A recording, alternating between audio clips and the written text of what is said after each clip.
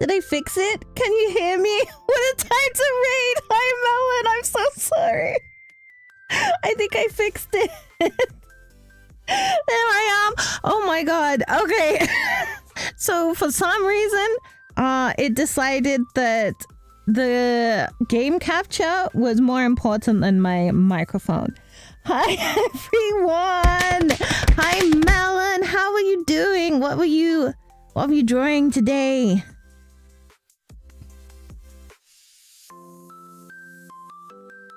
Please excuse me if I'm a bit off. That has completely thrown me out. That is not how I wanted to start. How I wanted to start the stream. Happy Friday, everyone. I was drawing Sonic characters like always. As long as you're having fun, then it doesn't matter. Thank you. Thank you. Hi, Catch. Hi, Illis. Thank you for being here so early. I closed the game capture so that I could fix it. Now I have to get it working again.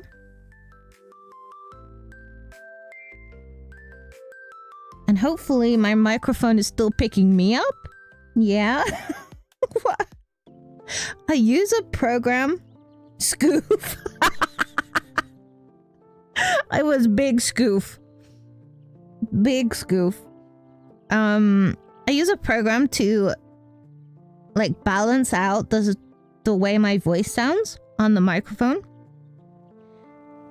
And it's good when it works.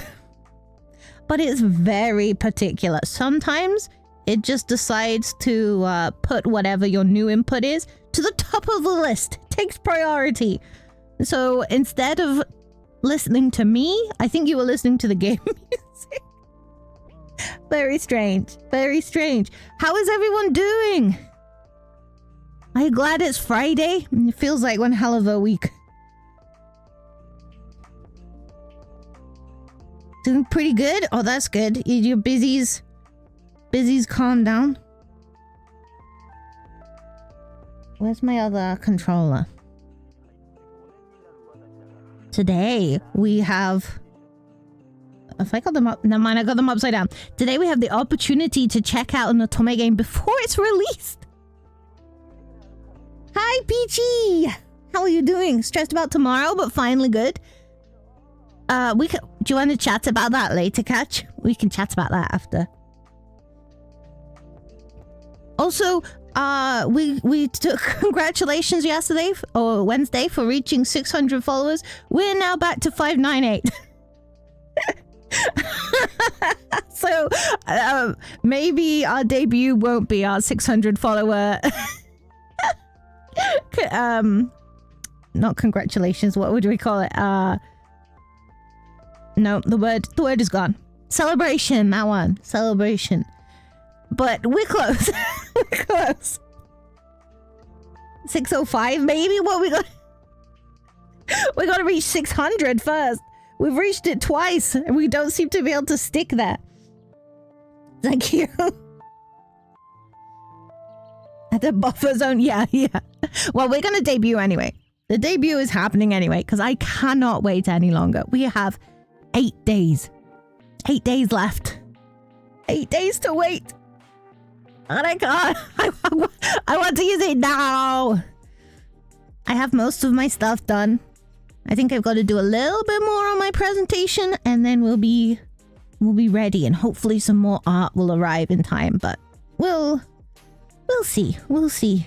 8 days, yeah. And for those who follow the Calamity crew as well as me, that we have Tog's debut on Friday and then me on Saturday. Very exciting.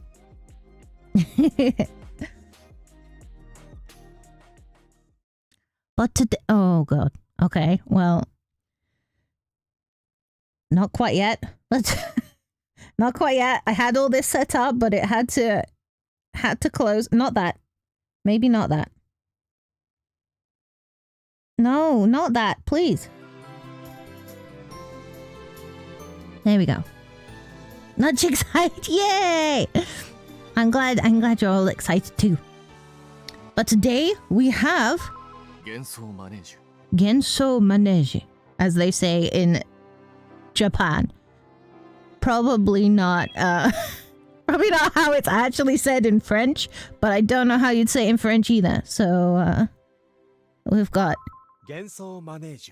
Perfect. Genso Manège, which I think is something to do with a carousel. And we like carousels on this channel.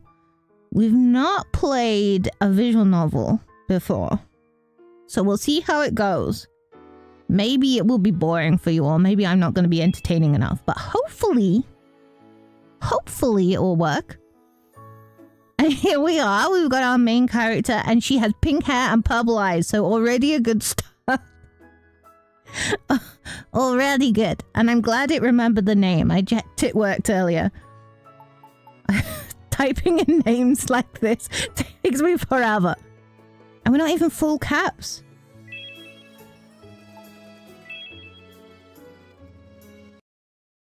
Oh, do we get a movie at the start?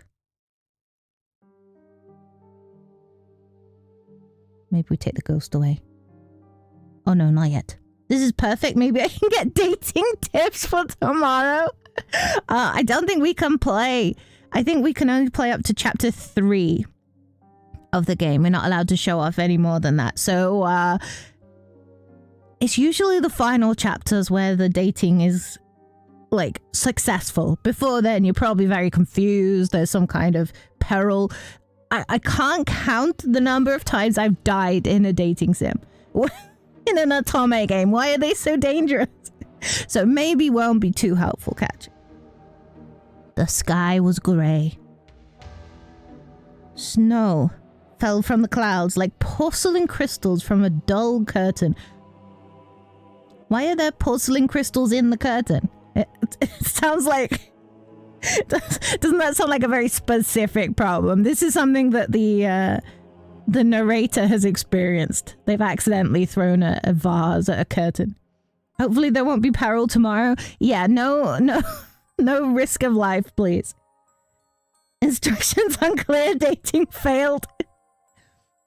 I think the one time I did a dating sim, I got put in a cage, which I mean is kind of like winning. What's it called? Catch. We played that one. I think we played that one. The one where they were like card suits. I can't remember what it was called. Catch and I played that, and we voiced all the characters. Amnesia, yeah! There were some weird roots in that one. I do believe that's a different type of game. Unfortunately not. Unfortunately not. We were a bit surprised. Yeah, we're like, oh... Maybe this wasn't the right choice. Maybe this is the wrong person. Frost covered the park, coating its already still attractions in frozen, silvery sheets. Where there was once smiles and cheer, silence now reigned. Save for a few souls, that is. That's us. I love Amnesia. Oh no, they're gonna talk. We might have to... Exactly, Peachy. We might have to turn the voices off. Because I'm gonna have to voice everyone. We'll see what it's like. Yeah, we did enjoy Amnesia, but some of the routes are crazy. I keep forgetting my souls. Oh no, they're wandering. They're wandering alone. They don't know how to get where they're going without you. Why are you doing this? This is robbery. You have no right. The one we thought wasn't going to be crazy was the most crazy. There was like stalkers. Yeah, we were kind of kidnapped. We got killed a few times. There was timey-wimey stuff. It was all crazy. And if this carousel is magical, we might have some timey-wimey stuff here too. To be fair, I don't know where I'm supposed to go half the time, so maybe it's best I don't find them. At least I'll be with you. At least they won't be alone. I think you'll find that we do. Ignore them. Proceed. So soldiers with guns in an amusement park? Stop! Stop it! This is all we have! A carousel!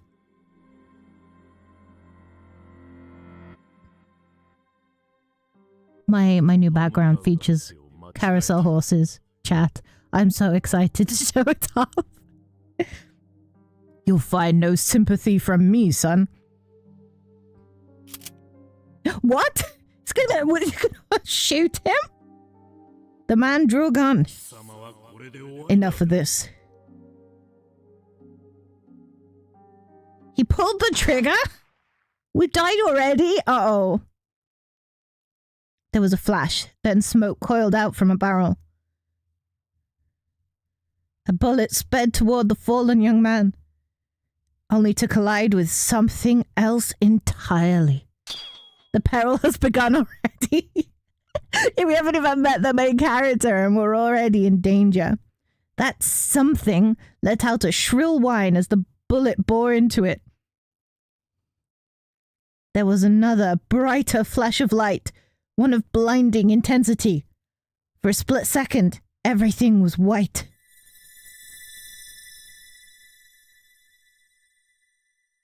And then darkness. Wait, did he hit some kind of magic thing?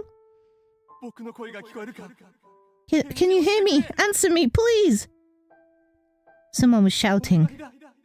Please, just say something. I can't lose you too. You have to open your eyes. Wait, a person jumped out and saved him, and then the description was they let out a shrill whine. I hope no one describes my dying noises as just a shrill whine. Actually, as a ghost, are real noises dying noises? I thought it was an animal. Yeah. Maybe it is. But they're definitely talking to it. Just normal scoop noises. Shrill whines.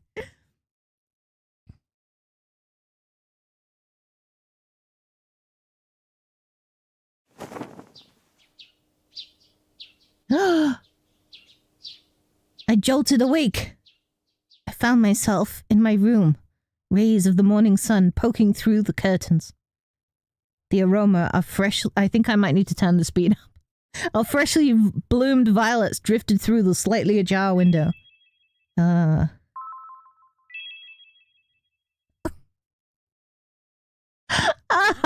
cute is this? Config. Okay, text. Text speed, I think. Oh my god. We're gonna go fast. The balloons? What a bad dream. It's never that simple, is it? Also, what we can do is we can turn off the protagonist sprite and we could put me in the place. I think we might do that.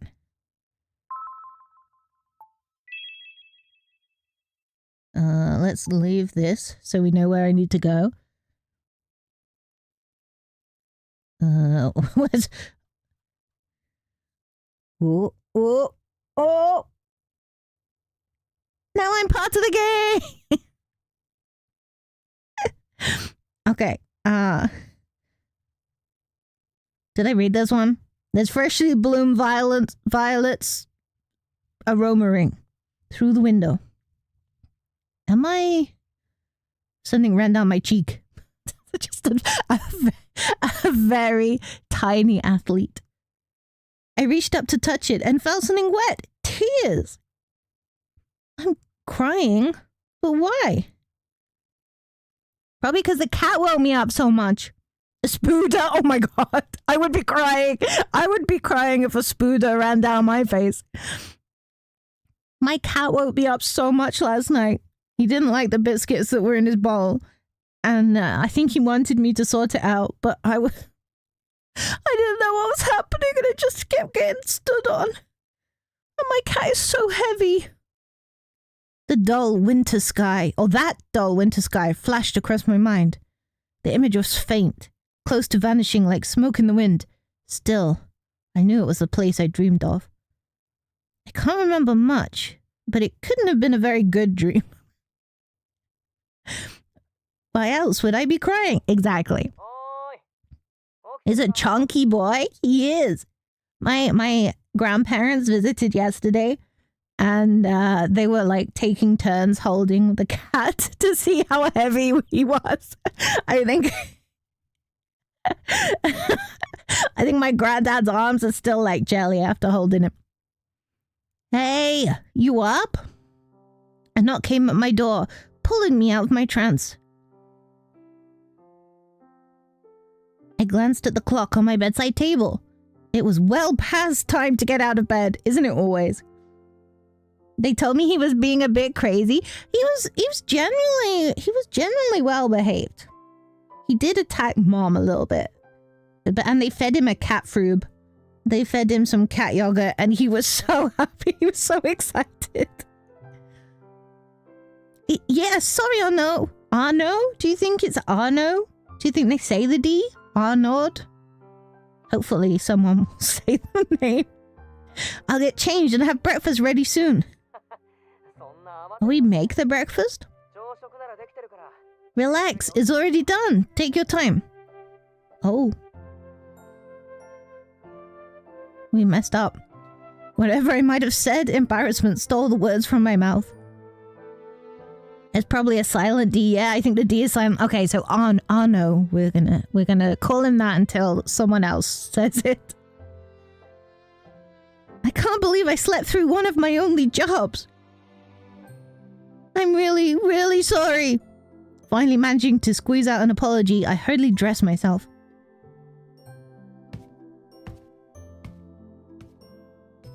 Once I came downstairs, I found food for 3 waiting at the table.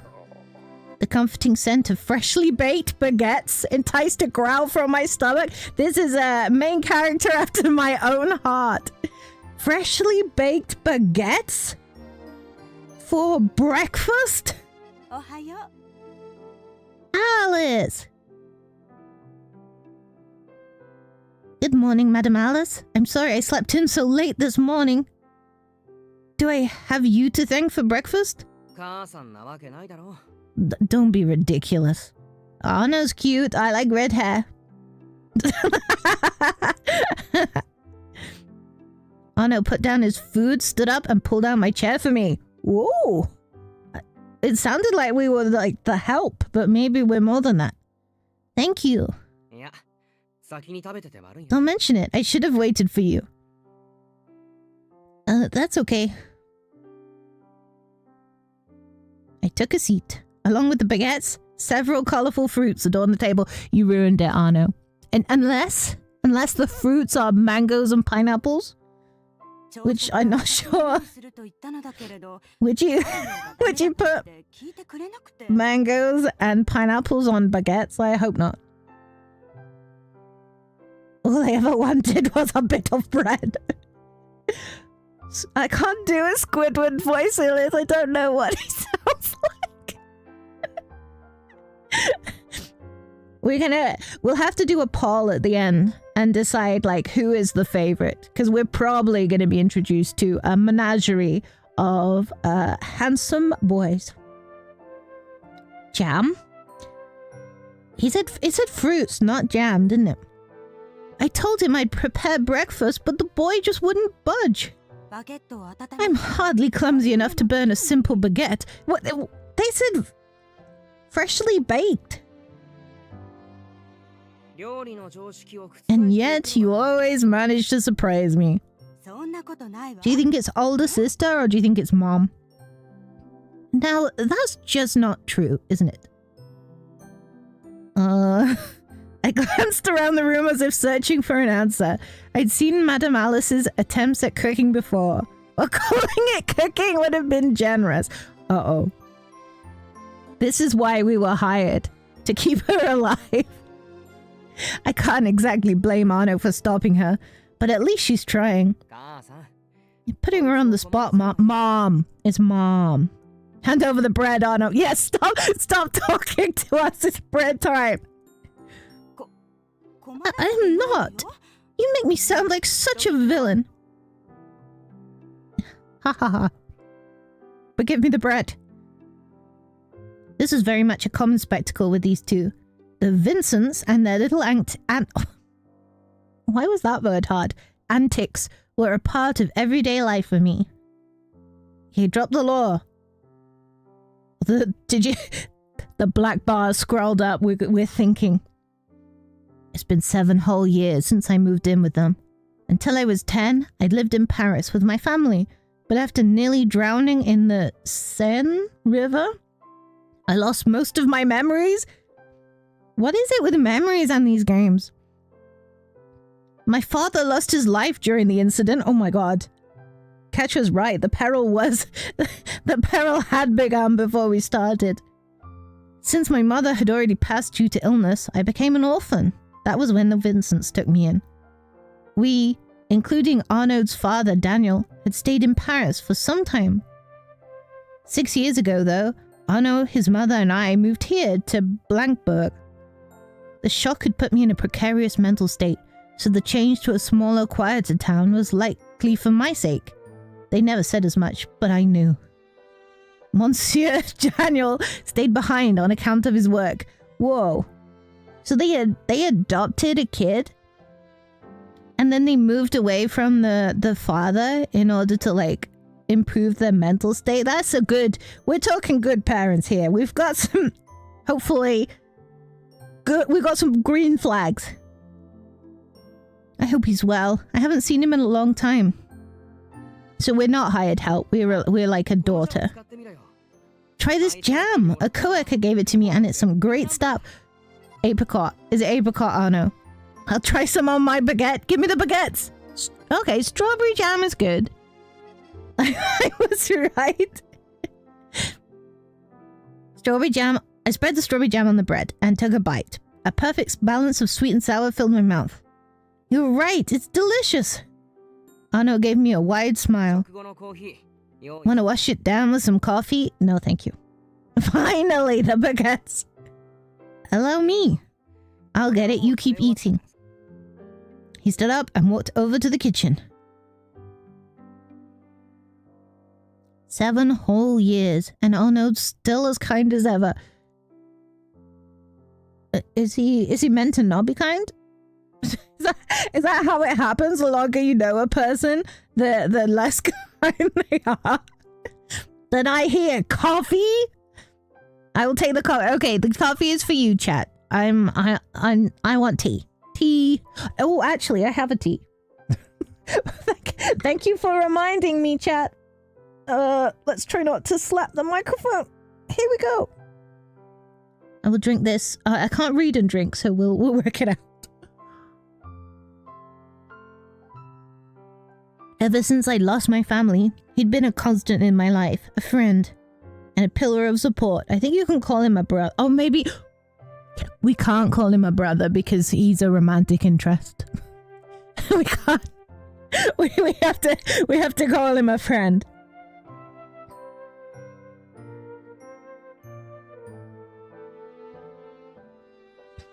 After cleaning up breakfast, I followed Arno out to see him off to work. It was a beautiful day with clear skies and just the right amount of sun, which is barely any, so it's not too bright. I do like blue skies, but I don't deal with bright very well. Oh, so this village? Look how cute it is! Vibrant flowers that decorated the road swayed in the breeze. Something happened this morning? Can't look at him. too attractive to wear the sleeves of his coat. Gotta wear it like a cape. What? Why'd you ask? You never sleep in. Thought you might be sick or something. Got a hat? I approve. Do we need to send notes to your date tomorrow that if he wears a hat, it will be points in his favor? Ano suddenly stopped and peered at me. No, it's not that. I just had a strange dream is all. I don't remember much, but I know it was sad. Restless night then, huh? You read a scary story before bed? It was about a witch, but it wasn't scary. Yeah. Coat over his shoulder and a hat that doesn't mess up his hair. That's a romantic interest right there. You got it, Peachy. You know the signs. The witch saved a girl from being bullied and turned her into a princess. The way he smiles, oh my god. He is very cute. You realize you're in the minority thinking witches aren't scary, right? Witches aren't scary. Chat is smitten. Yeah, this is only the first lad. Well, this one wasn't, and I'm not. What? Did we just... Are we saying we're a witch?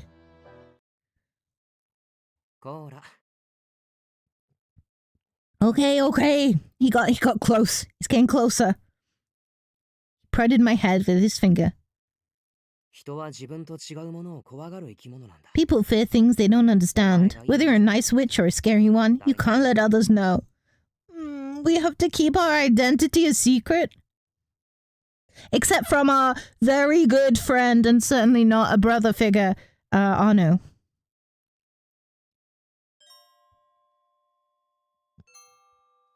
Not like anyone would believe me. How would I convince them? Cast a spell?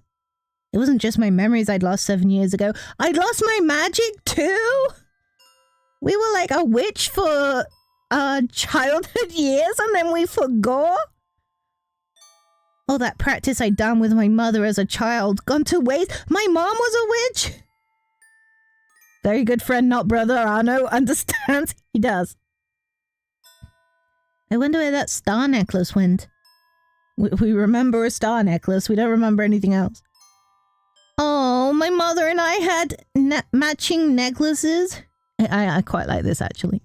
This is very cute. Not only had it helped to control and regulate my magic, but it also reminded me who I was, where I came from. But it vanished during the accident 7 years ago. Probably at the bottom of the stairs, yeah. Doesn't that sound suspicious?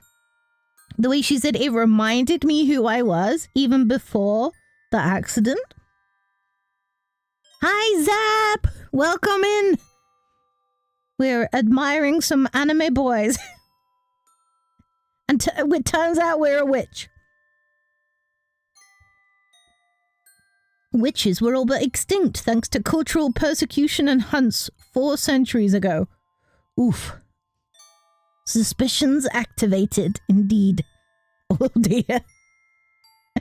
My mother was the only one I knew, other than myself. Despite that, our dark history still lingered.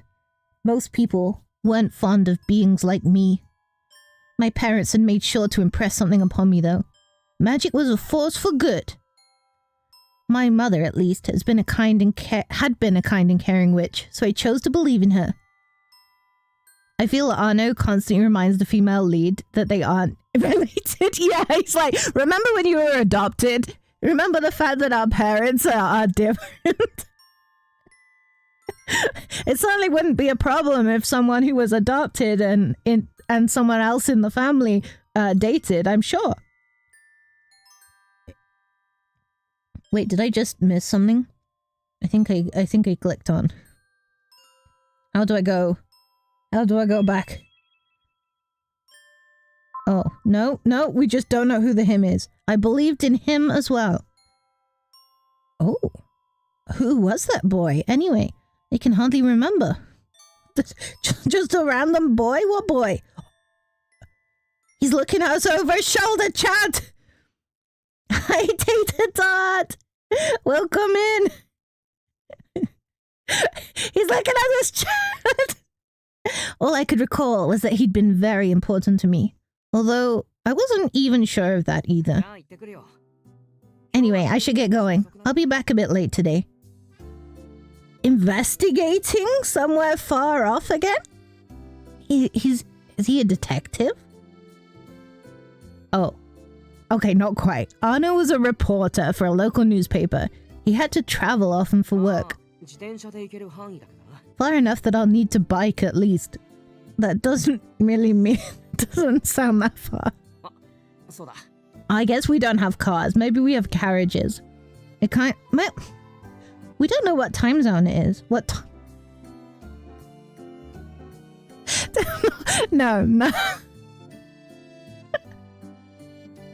Damn it. Not what time zone. Not the time zone. What time period. The time zone doesn't matter. The time zone is probably what is it? CET, Central European Time. That's not gonna help us. He's a little boy from the Professor Layton games. Oh, what was he called? It's like, you're all right, Professor. Luke. Oh, wait, I did skip something again. Oh, I nearly forgot. He produced a flyer from his pocket. Okay, tea is done.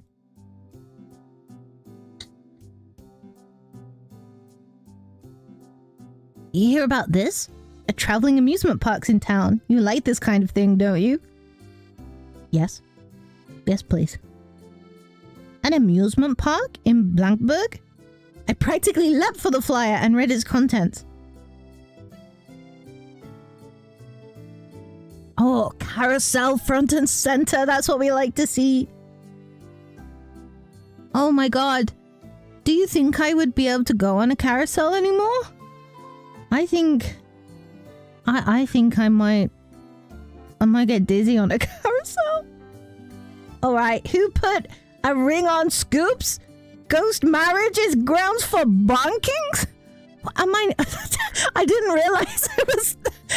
Do I have to remain single, Yoden? Because I have bad news. I have bad news for you. Welcome in. We have no rings, don't worry. Even if it's slow, it might be too busy. It might be like the up and down and the round and round. I don't think I could go on a carousel anymore. Might be too dizzy. Yeah. We gotta meet all the boys first, Yoden, before we can pick one. We can't just collect the first one, even if he's cute. Oh no, they're gonna make me try some French. La foi de rêve. Maybe. Is here. Children and adults alike are invited to come have the time of their dreams. Visit us from April Fool's Day to June the 30th. We are a collective fan of Arno. Yeah, but you haven't seen anyone else. Out of the one option we think is good, we gotta wait to see the others. I mapped out their location. They're in a forest near the outskirts of town. I don't know. What? What do we know? Welcome, Yoden, to collect a husband for game. I do like amusement parks, but I'll sit this one out. I don't earn my keep like you do. Oh, please. How many women do you know who have jobs? Okay, we're gonna... This is setting the time period, I think. If they beat Arno, I might actually perish. What?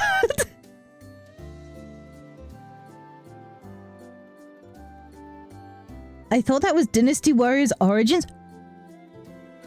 Yoden, are you telling me I put my face into my mic so much that we lost tracking. Are you telling me we can collect husbands in Dynasty Warriors Origins? Because you might have just... That might be the final nail in the coffin. I might have to buy that now. The other guys, I mean, if they're better than Arno... Oh, I see. I was like, what, is he at risk of being attacked? I was like, I haven't read that into it yet, but that sounds... I don't want to see him beaten up. When you play it, the game has so much gay sexual tension.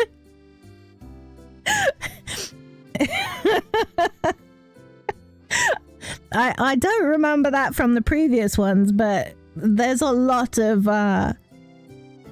loyalty between brothers and such. So maybe that's what we're seeing. I'm listening. Okay, maybe next week. Maybe next week we'll play this. Housework counts as earning your keep just fine. Wait, is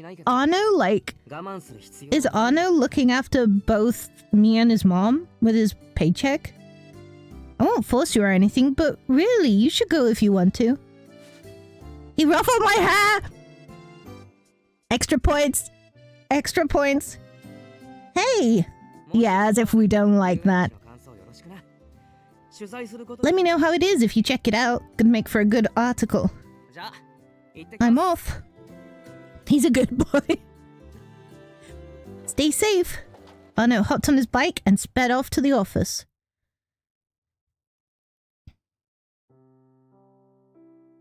An amusement park here? Of all places? Oh, it's cute. I'm holding out hope for a suave, suited man. There usually is, isn't there? But the suit will probably be white, judging by, like, it'll be a show-offy kind of suit. It won't be like a office job kind of suit. I placed the flyer on my desk and picked up my music box. Oh my god, I also now have a carousel music box that I built. This is when it plays the same music and I freak out. Oh, I missed it again. After I'd wound up the key, I replaced it on the dresser and watched the horses spin as music began to play. The pastel top turned, glass gems twinkling in the sunlight. A kaleidoscope of colours reflected off of them, whisking me away into a world of fantasy. This little merry-go-round, this manège, okay, we were somewhat right, was all I had left of my father.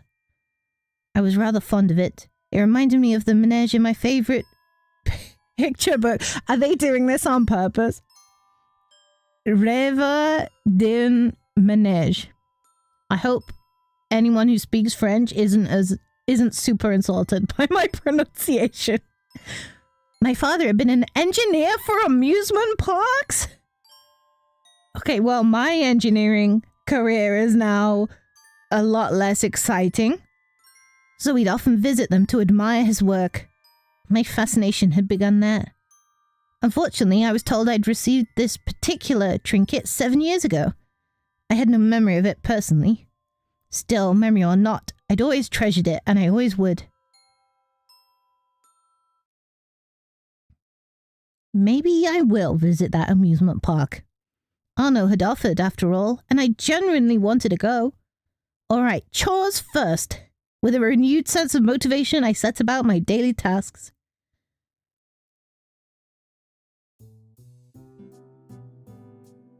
This town is so cute.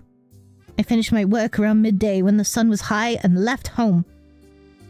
Following the map marked on the flyer, I sauntered through town. We're so smug. Engineer? They're actually kind of far away. No. Elith, is this a pun? Is this a pun in my chat? No, never, not you. That took me a while. Doing that model walk through town, got to attract those male leads. Oh yeah. We're swinging our hips, baby. When are we going to the amusement park? I want to go too.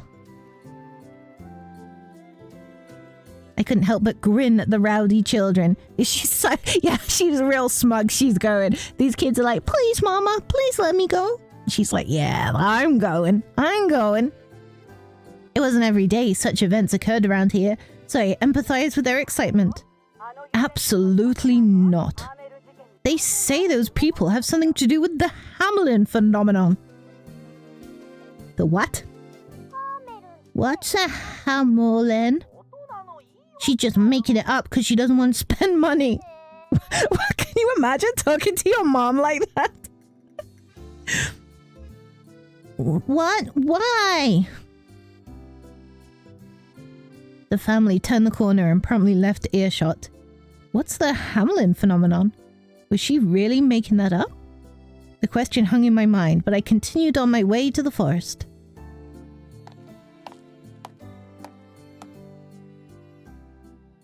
As the buildings and bustle faded, the trees grew thicker.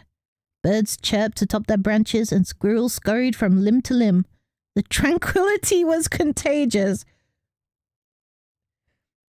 That's where the Pied Piper is from, isn't it? Yes. So maybe they're stealing children. What sort of amusement park is it, I wonder?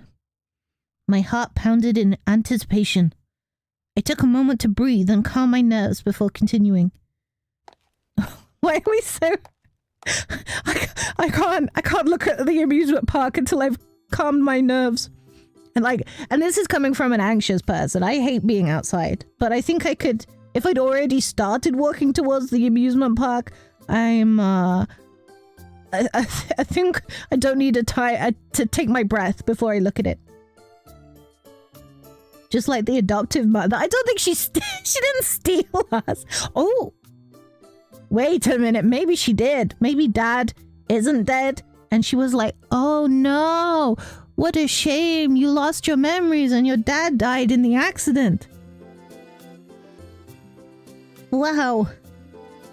There it proudly stood, right at the mouth of the forest. A pastel gate gave way to a large fountain, around which numerous lovely attractions were centered. Even from afar, their craftsmanship was something to behold. I couldn't take my eyes away. Didn't they say this was a traveling amusement park? It's set up in the forest? Thank you.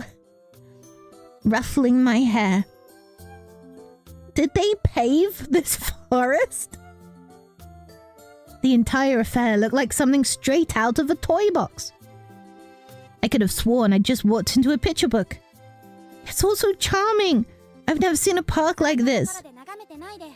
It looks even better up close, you know? Who this? Oh, this is probably the friend. The friend character. I turned to the voice. A girl stood there. Her star-dappled uniform seemed plucked from the same whimsical story as the park itself.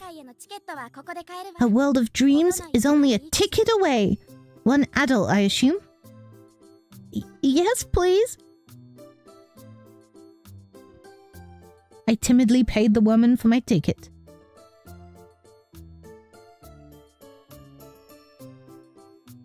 Look at the perforated star. This is so cute. Oh, I hadn't even read the text. Even the tearaway part's a little star. This is so cute. Damn it. Damn it, we're the same person.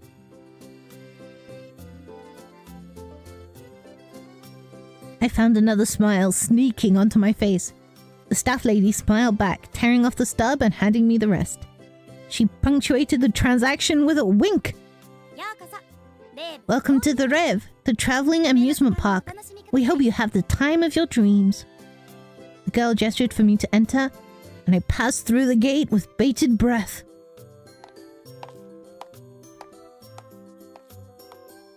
My eyes were drawn at once to the fountain. Elephants.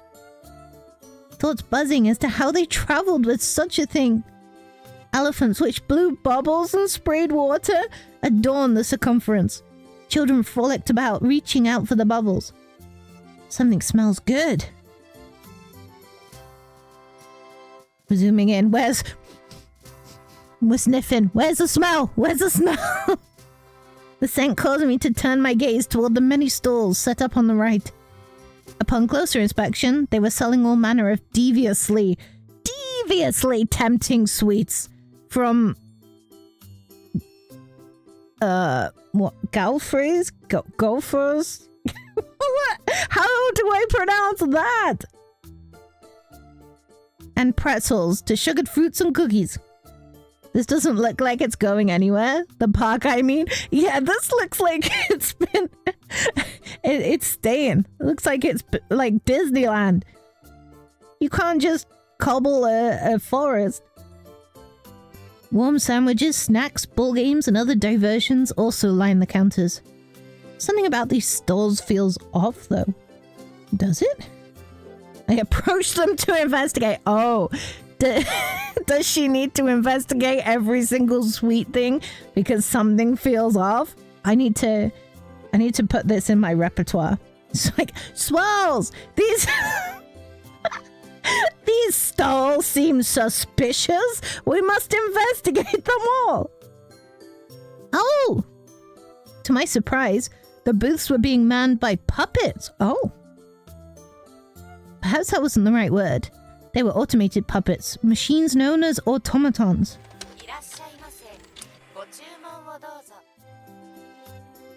Kinda like it, kind of. I must try one of every sweet for science. Exactly. Welcome. Your order, please. Why have we ordered this one that I can't pronounce? It sounded like they said one gofre. Coming right up. The automatons addressed and attended to the customers with pre-recorded phrases. Incredible! Machines with jobs?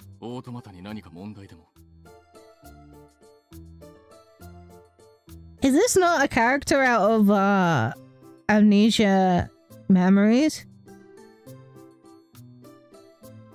But just with a... just with this, like, wriggly dead jacket on, he looks very familiar. Is there a problem with the automatons? A tall man in uniform suddenly approached me. I knew at once he must have been with the park. Oh, it's the studious uptight one. Exactly. I like how our character is like high-fiving herself that she was like, yeah, this guy must be employed by the park when he's dressed like this. Like, he's not a regular villager. This knowledge didn't make his gaze feel any less intimidating, though, or me any less like a frog in the sights of a hungry snake. No, I've just never seen one before. I see. Vast as the world may be, we are the only park to include automatons among our workforce. Your surprise is warranted. Rest assured, however, they are functioning as specified. Okay, bye. Bye. The man said nothing more. He simply turned on his heels and left.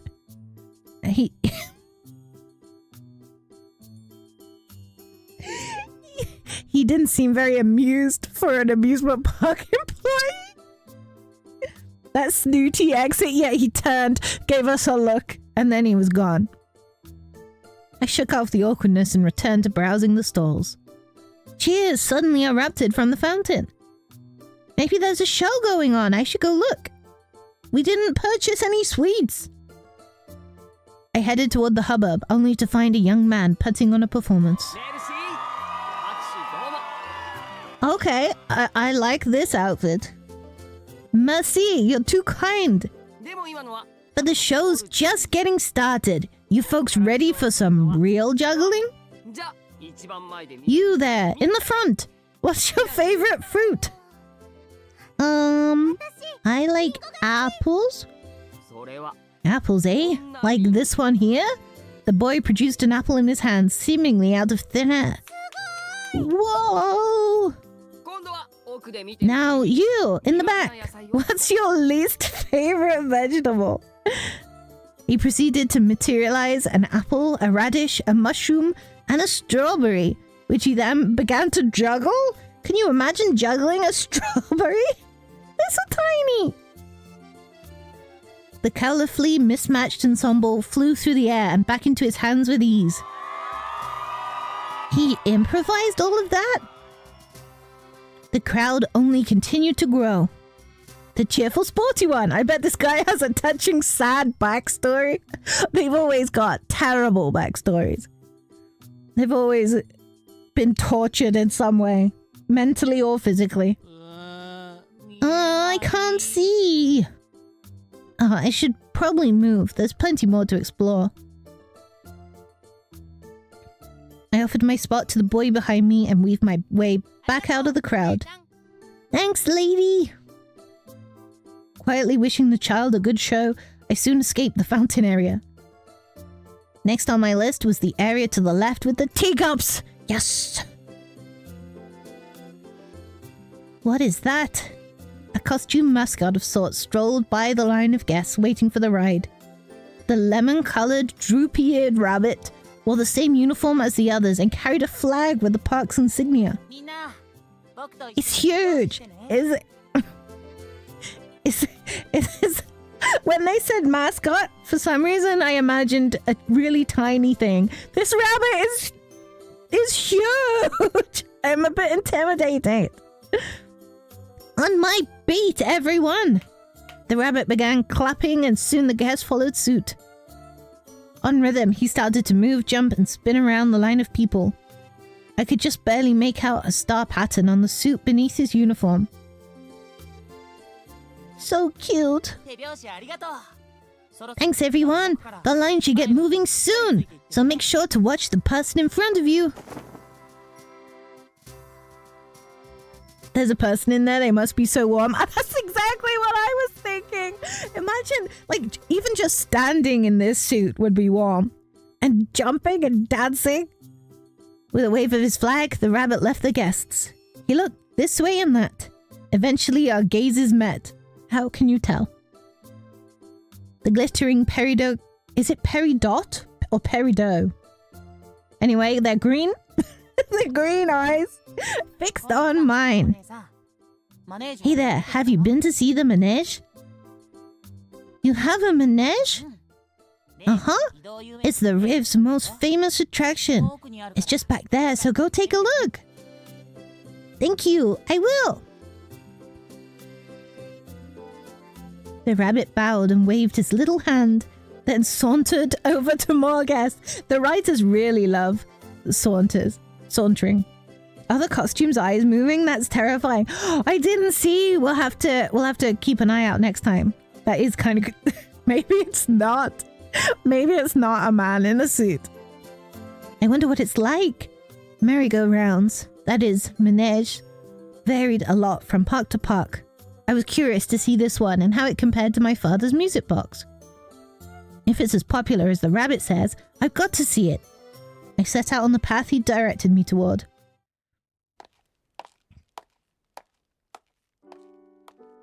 The sun was beginning to set, dyeing the scenery in a golden tint. A pastel top and array of colourful horses spun before me. Decorative glass gems twinkled in the sunlight. It can't be. I was awestruck.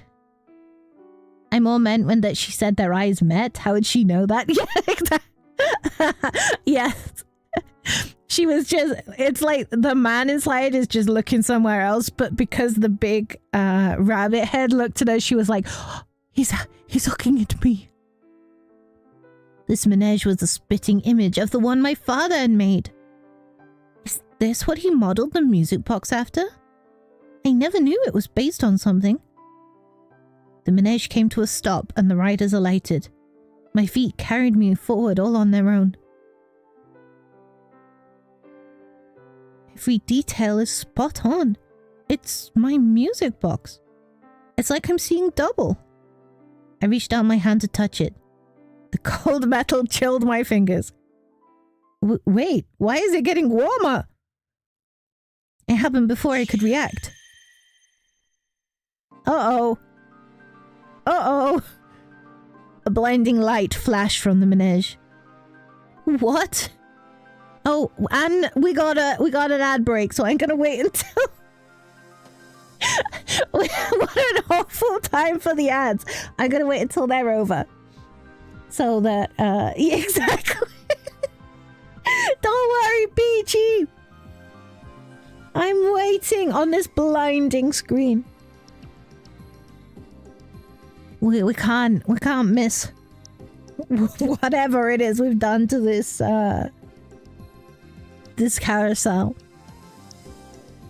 So who have we met so far? The mascot? Do we think that's going to be a love interest? And is it a mascot or is it a man in the suit?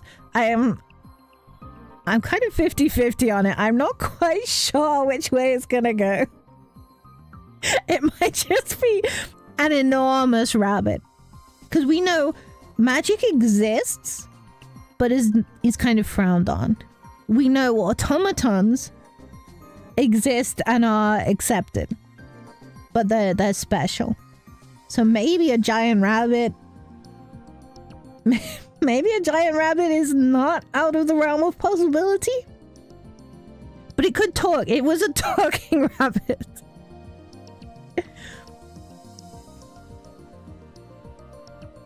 Oh, let me take a drink. I'm out of ad jail? Okay.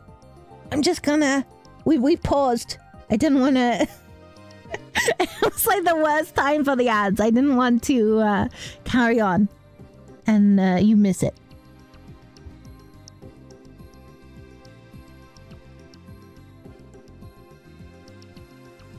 Oh. I gotta remember to hydrate myself because I'm talking a lot. Maybe we change this to the name to Ruffle Scoop's hair. I was so sad I might have missed it. Thank you, Scoop. Don't worry. Don't worry. Normally I just carry on playing through ads, but for a game like this, it feels... If we're just talking nonsense with a character, I might carry on, but not when we've, I don't know, flashbanged ourselves with the Manège somehow. Okay, let's carry on. What? Before I knew it, everything went white. The light had swallowed everything. Couldn't keep my eyes open. My heart pounded in my ears. Heat seethed inside me. Seethed? What's happening? And then the heat vanished.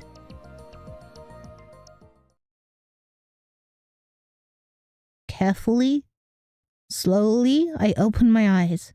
The light was gone too.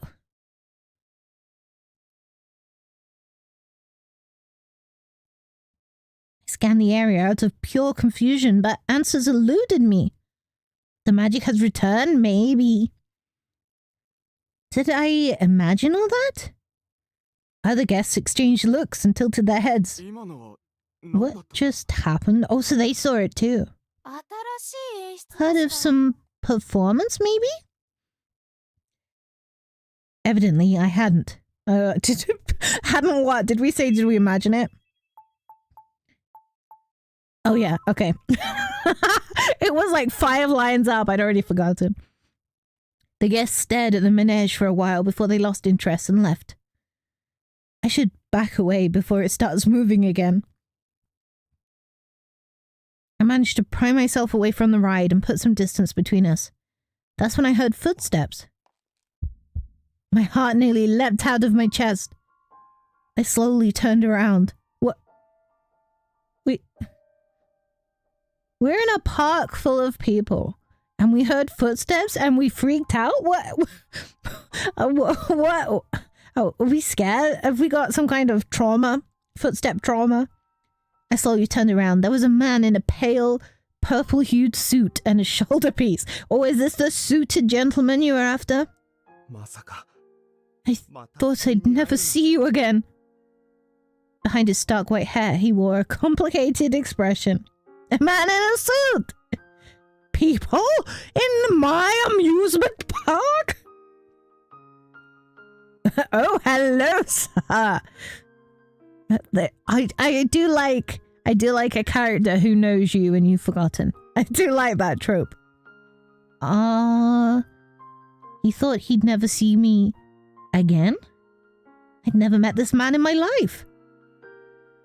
And you are? It's me, Hugo. Don't you remember? I suppose it has been 7 long years. Oh. Hi, Sunday! Welcome in. I'm sold already. Said a couple of lines. You're like, I'm in. My chest tightened. I'm sorry, but I don't remember much from back then. I explained the incident in the river and about my amnesia. I'm sorry. He frowned for a moment, but it was soon replaced with a kind smile. You've nothing to be sorry for, mademoiselle. Would you allow me to redo my introduction? Please. My name is Hugo. I am the director here at Le Foire de Rêve. So you run things here? I've certainly worked my way up since my days as a grunt 7 years ago. I'm so tired. Oh no! Are you able to rest, or have you got a busy day ahead? He has white hair too. That's a bonus point. I like the purple tint to it as well. He winked playfully. Show off. Did you know that I can't wink?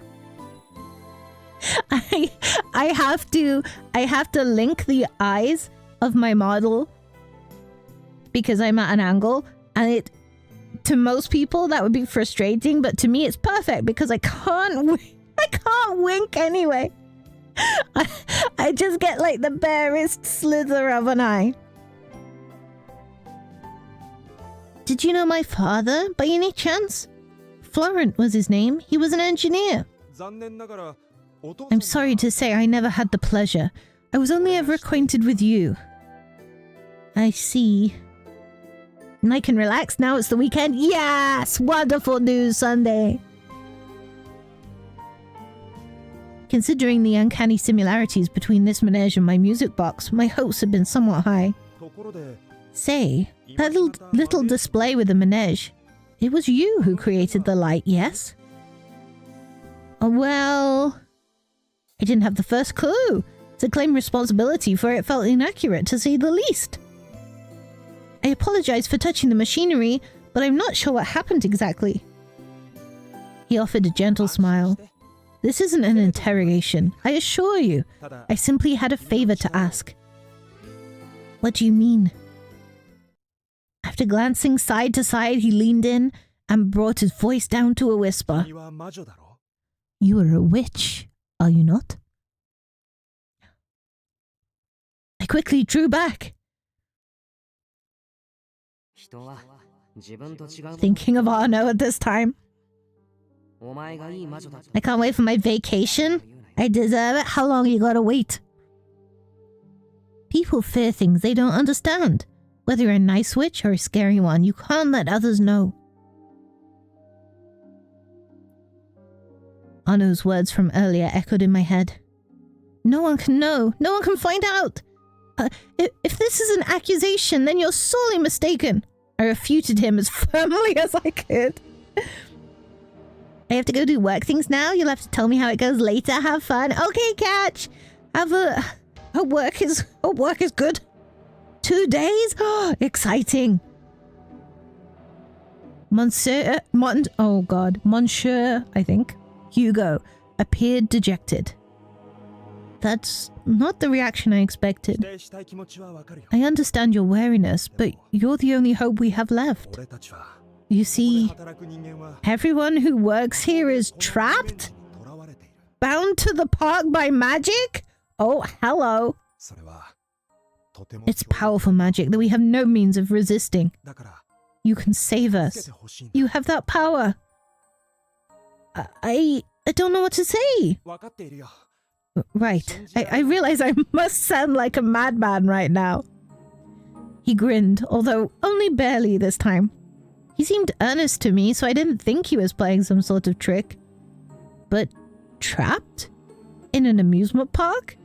He can't possibly think I can just believe that. He can't know what I am. I'm sorry, but I can't help you. A bell chimed, sounding the closing of the park and drowning out my words. People began funneling toward the entrance.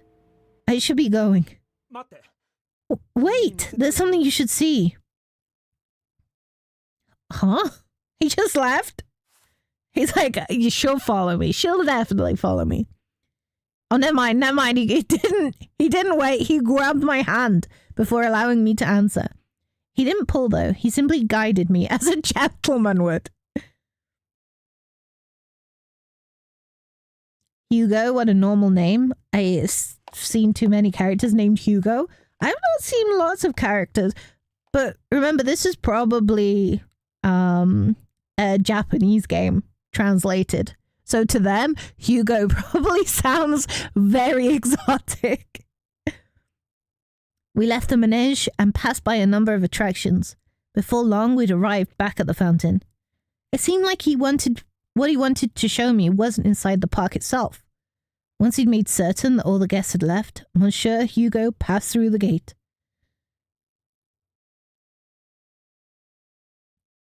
We were alone. Everyone had surely gone home by now. Yeah, this is a bit scary, right? It was quiet. Not even birds filled the silence. He continued on the road back to town, never letting go of my hand. Oh no?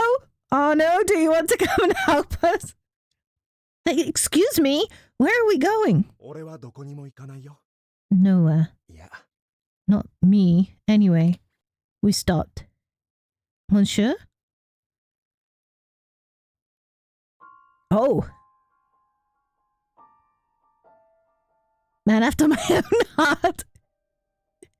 I looked up at him as he unbuttoned his collar. A pale white circle glowed on his neck. Is that a chain? The light took the form of a collar. Attached to it was an ephemeral chain leading back into the park.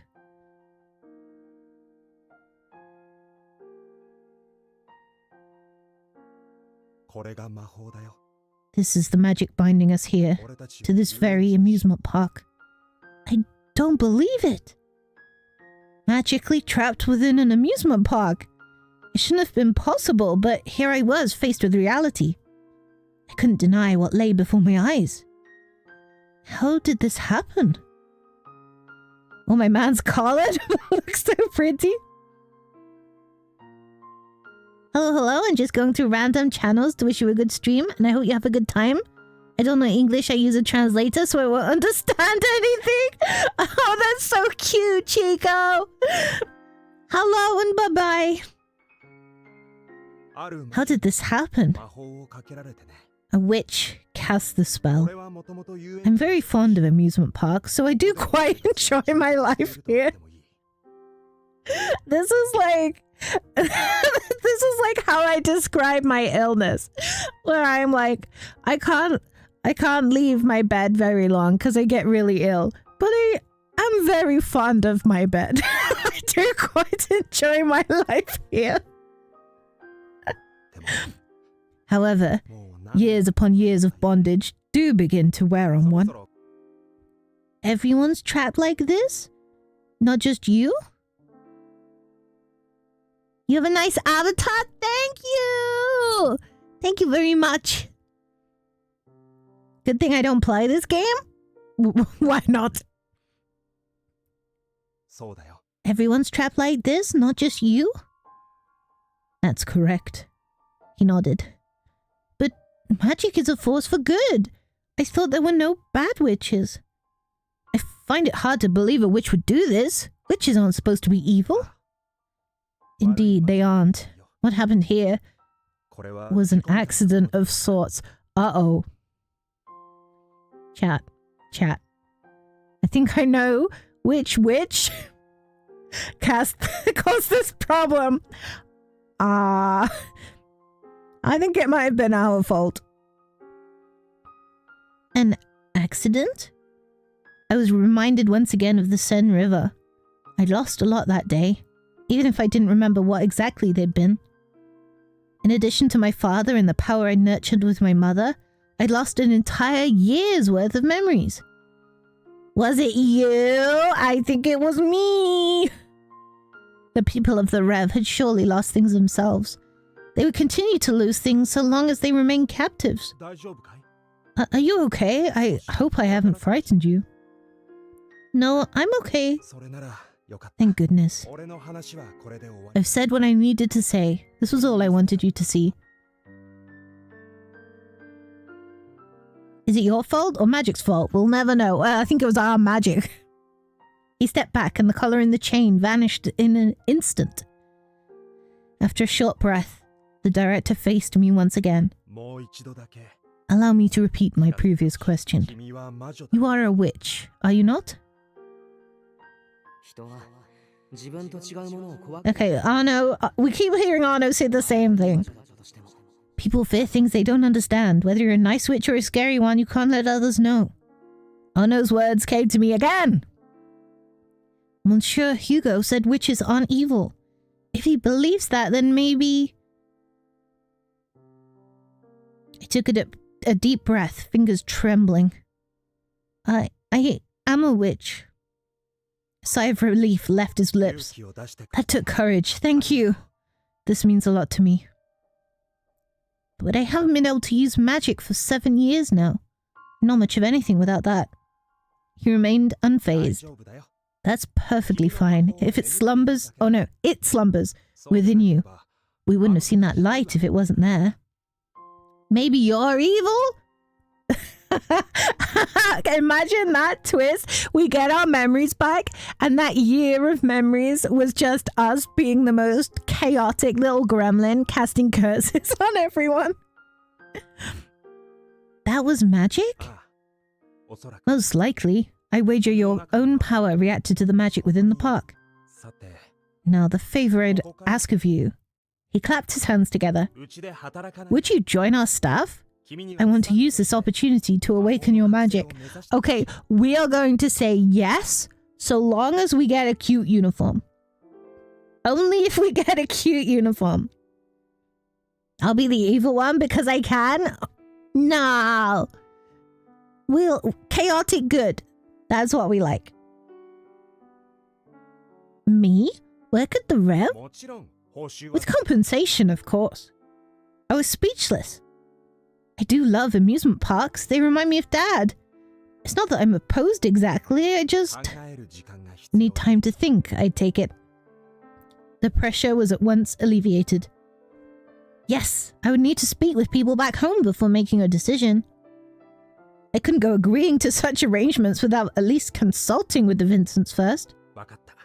I understand. I will wait for your answer. When you have it, find me here. I'll leave the gate open for you. Thank you. Au revoir, mademoiselle. Monsieur Hugo waved me goodbye as I left. Bidding farewell, I started on my way home.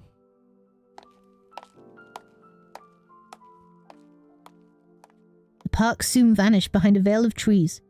Yet I remained in high spirits, like I was still there somehow, in that world of dreams.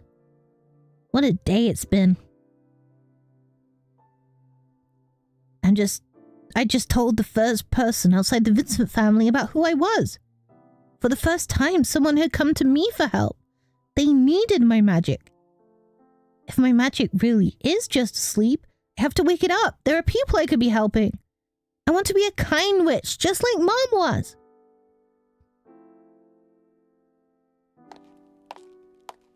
Gas lanterns lit up the dark street. The warm glow almost seemed to call out to me, to guide me forward. My head remained in the clouds the entire way home.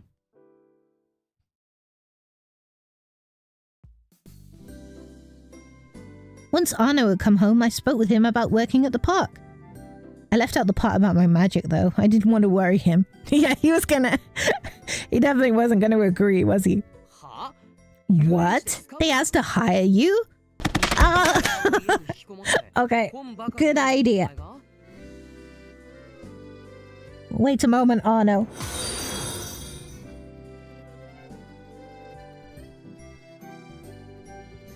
Falcon Knight! Thank you for the follow! Welcome in. Okay. What did you have today for us, Arno? To do what? Sit around inside and read books all day? Okay, so Arno is cute, but I'm not sure he has massive respect for at least me and maybe all women. He doesn't seem to believe I can do anything. You don't have to put it like that. Here, a soul for you. Thank you. I'm just surprised is all. I didn't think my suggestion to go have fun for a day would lead to something like this. Arno blinked several times. So what's got you stuck? You must be at least a little interested if you're talking to me about it. I am. I'd very much like to work at an amusement park like my dad did. But that'd take time away from things I'd normally be doing to help. Cleaning, chores, and anything else that needs doing at home. It didn't feel right to run off when they'd done so much for me. Who cares about that? You don't? He acquiesced surprisingly quickly. Mom could do pretty much anything outside the kitchen. Well, kind of. But if that falls through, we could always hire a maid like we did in Paris. Is that red hair or orange hair? Or am I colorblind? I think it's red. Dad sends money, so it's not like we're hurting there. Plus, I work on top of it. Oh, so it's not just him supporting us, it's also father. Arno's smile quickly turned to a frown. Uh-oh, what did we say? I have one condition, though. Only while the place is in town. It's your first job, so don't get too attached. Right, that seems fair. There was no guarantee my magic would ever awaken anyway. And who knows where they'll disappear to next. He glanced outside the window and sighed. I'll talk to Mom. Make sure you're up bright and early tomorrow to let your new boss know. I will! Thank you, Arno!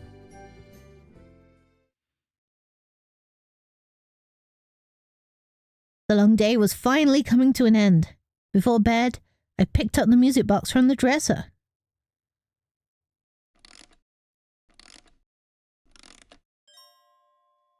I turned the key and listened to the melody as I processed the day's many events.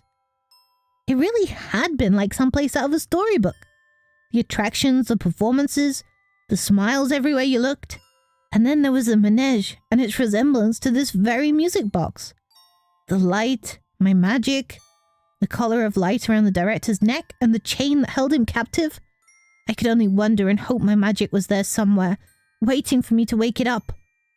Give me strength, Dad, the strength to see this through.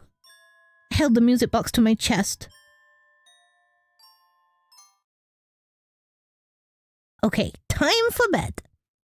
I had to get up early to visit the Rev. I needed to give them my answer.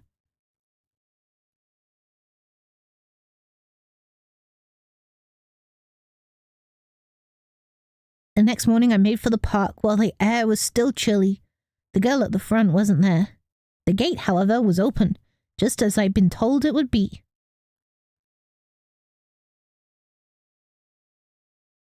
Unlike yesterday, silence filled the park. There were no kids frolicking around the fountain, no parents to scold them. Zombies are not zombies without magic. Wait till you see my new outfit, then I'll be very magic, very zombie. Oh, did I miss a bit? No parents to scold them. My legs carried me further.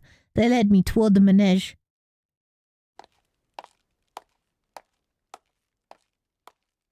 We hadn't planned a meeting place, but somehow I knew I'd find him there. And there he was. You have your answer?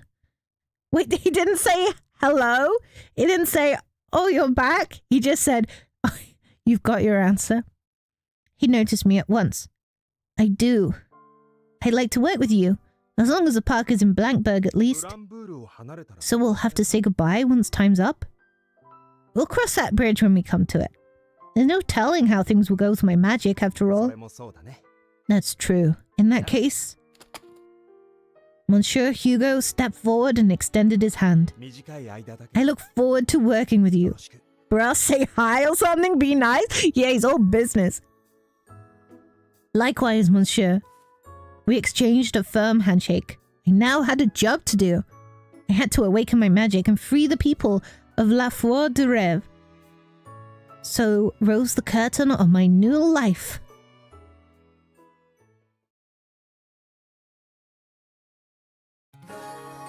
Oh, now is the movie.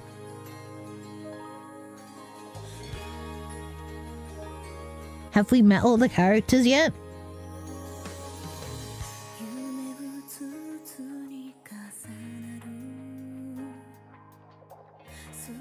The man is focused on freeing himself. He has other priorities, but he needs me. So he needs to be nice to me. Surge. Crier. We got some interesting names.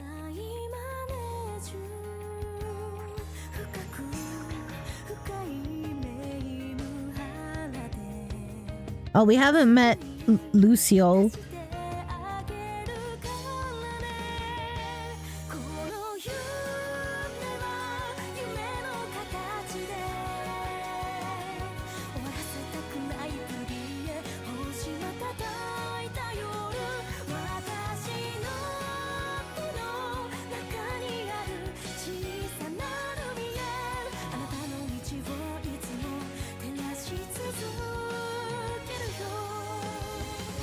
The rabbit is there like he's a love interest, but with his hat on.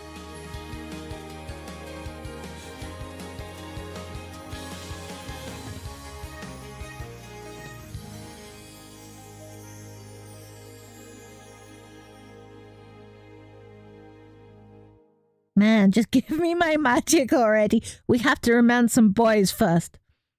Very important step. Chapter 1. スタッフになった君にはこの遊園地のことをよく It's a tie between Hugo and Lucio. Currently, just need to know his personality. Yeah, we're not... I don't even have any idea where he works. Like what his role is. Now that you're one of us, there are a few things we ought to go over. Take a look around you. Okay.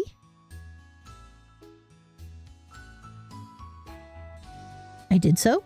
I saw pastel attractions, automatons behind counters, and of course the prominent fountain. What exactly am I looking for? 瞬きしないで Don't blink now. Monsieur Hugo snapped his fingers. I didn't blink. Oh. What? There was a flash of light and suddenly everything was gone. Only the manège and the automatons remained. What just happened? Everything is magic? Wait, what kind of game is this? This is a dating sim. This is an otome game. ここは魔法でできた遊園地 This is a magic amusement park and I'm its director. I can manifest or erase it on a whim. 実在するもの以外 Mostly, that is. It's an illusion. That explains why it was all cobbled. Why the streets were... No wonder the payments didn't make sense. Pavements, yeah. Oh man, it's one of those games. Did we trick you, Sunday? He gestured to the manège and the automatons. 遊園地を自在に出し Snapping the park in and out of existence is rather convenient, but reality does not abide by the laws of illusion. 動く必要がある Okay. だから Our freedom is hindered by physical limitations. The manège can only be carted so far. He shrugged. That certainly sounds complicated. Reality and fiction are all merging together in one place? Sounds like something out of a storybook. Oh. Oh, Swells is taking my mug so I can have some more tea. Thank you. I hate seeing man, but 50% of the population is man. You gotta be... There's always man. Am must be hard having to live it, though. I'll do everything I can to awaken my magic and free you all, I promise. I truly appreciate you saying that. The director smiled softly before snapping his fingers again. Yeah, make it pretty again! Yeah! Now, shall we do something about that magic inside you? Oh, already? Hadn't expected it to happen so soon. Pardon me, too sudden? Monsieur Hugo peered down at me with concern. I'm not quite sure, really. Magic! We want magic! That's what she said. No, I'm okay. I answered as firmly as I could. That's the spirit. I'll be here to guide you every step of the way. He winked. Subconsciously, you've put your powers to sleep. What we're going to do is slowly but surely wake them up. Close your eyes and concentrate. Find where you've stowed that magic inside you. Can you feel it? There's a light. I can see it. That's your magic, waiting to be roused. Reach out and gather it. That was easy. Wait, what? Why is there a nice, good, and perfect bar at the bottom? Wow!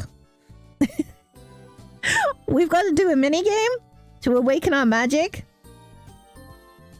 Use the right stick, left stick, or touchscreen. Well, we can't use the touchscreen. To gather as many fragments of magical light as you can within the time limit. Okay. That was me waking up the magic. Thank you. Okay, I'm like the snake of shinies.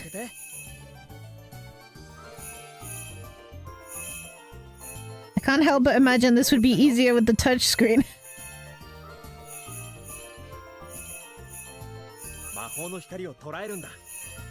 Oh my god, we're not gonna reach perfect, chat!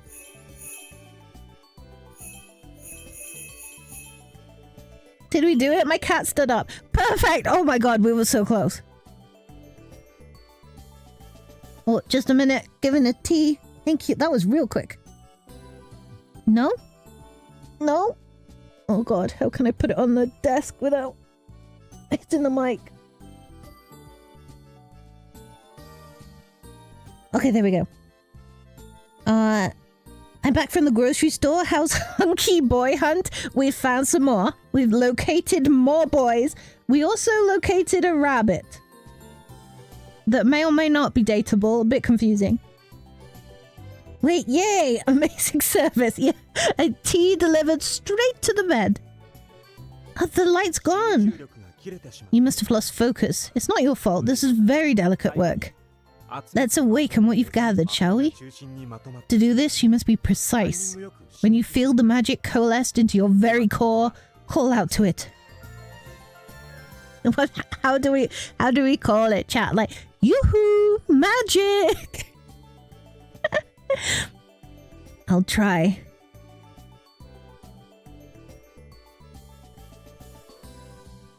Touch the screen or tap the A button when the 2 stars outlines overlap to awaken your magical power.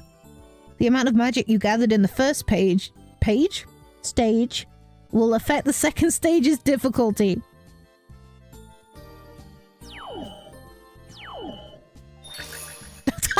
Oh no, that was real bad. There was a delay. There was a delay. The rabbit was in the cinematic. The rabbit is dateable. Yeah, that's what I'm thinking. But is the rabbit a mascot suit or is the rabbit a rabbit? I'm finished. I don't feel very different though. I'd be surprised if you did. What we've awakened is only a fraction after all. You might not feel it, but you've made great progress. And so quickly too. I'm impressed. I was about to say, praise me more. But this is not appropriate second meeting behavior. I think you deserve a reward. Maybe a kiss? Oh, what? No? Perhaps another time? Excuse me, sir? Only after I'd heard his childish laugh did it hit me that he was teasing. Yeah, but whether someone's joking doesn't mean that it's appropriate. The rabbit is a rabbit until the curse is broken, then he can take the suit off. With a kiss, we break the curse and he becomes a beautiful boy. So, he has a playful side, duly noted. It will take time to awaken your magic. At times it may feel tedious, but the process mustn't be rushed. Yes, of course. I wonder how those minigames affect the story. Like, if I got an S, what happens?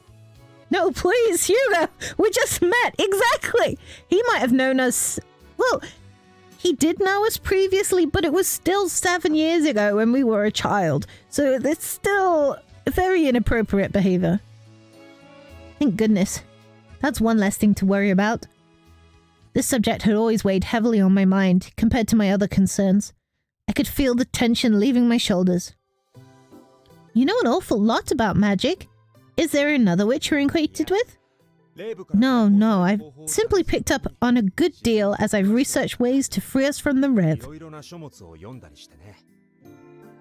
He's the boy? The boy you forgot? It just clicked. Hugo? Yeah, I think so. For a moment I thought you meant the rabbit, and I was like, whoa. But yeah, it's probably Hugo. My knowledge is the culmination of many a lengthy volume. That makes sense. The reason I'm here must be because he's tried everything else. Monsieur Hugo stared off into the distance. His elegant smile soon returned, though. Anyway, allow me to show you around behind the scenes. We've a contract to discuss and staff to introduce you to. If you'll follow me, mademoiselle. Thank you. See, I would be super uncomfortable around this guy if he just offered to kiss me. I would be like, I want to save you, but can you stand a bit further away? I followed closely behind.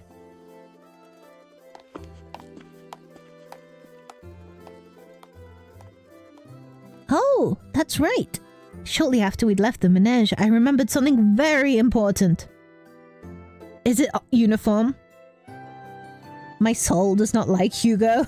You can take him, I'm good.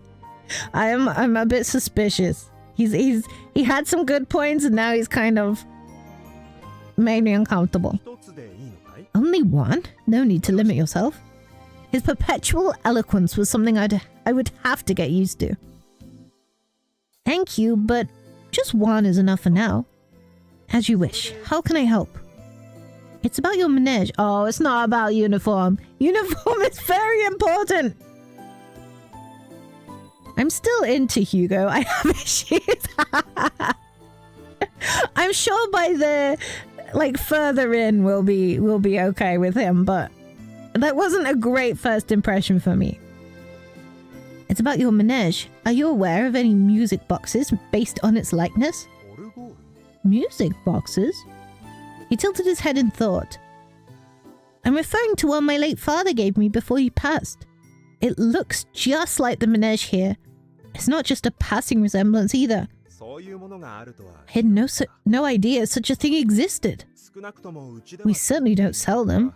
So perhaps someone was simply inspired by us? My father must have been. He was always a skilled craftsman. Was he? I've hit a dead end. If Monsieur Hugo never knew my father, then it all must have been a coincidence. Yeah, right. There's no way this is a coincidence. Where's my uniform? I want my cute uniform, Hugo. Exactly. That's the right attitude. The only reason that we would want a job is if we could look very cute. I was certain there would have been some kind of connection, but I suppose that had all been wishful thinking.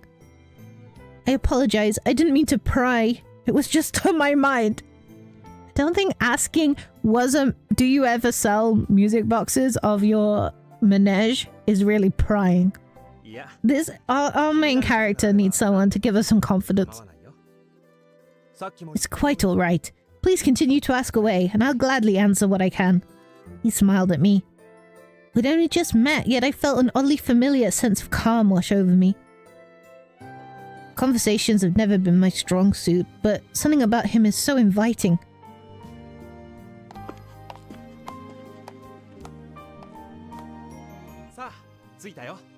Here we are. Before long, we'd arrived at a large tent-like building.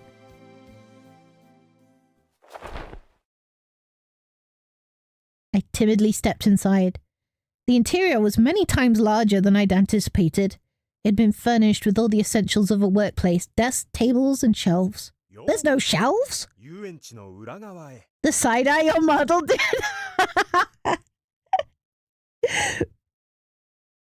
Hey, sometimes I like white-haired dudes, but Hugo? Yeah, no.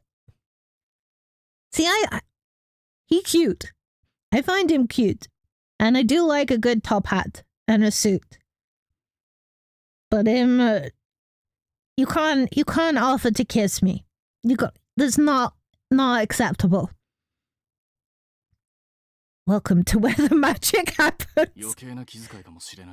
I believe it may be succinctly described as the administrative tent. You know?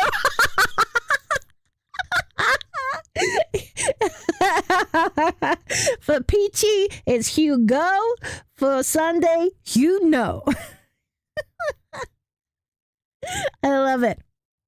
The tall man I'd met the day prior quipped back at Monsieur Hugo. I'm only adding a little flair. An unnecessary complication. Allow me to introduce you to... This is Serge, our head of finances.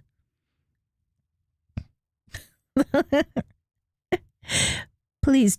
Oh no, that's me. I'm barely doing voices as it is, and now we've got 3 characters and I get confused. Pleased to meet you. I'm Scoops. I suppose we'll be co-workers from now on. So I've heard. Call me Serge. Serge's expression was stone-like as he pulled a sheet of paper from the desk. I've compiled the terms of your employment here. Please read it thoroughly before signing.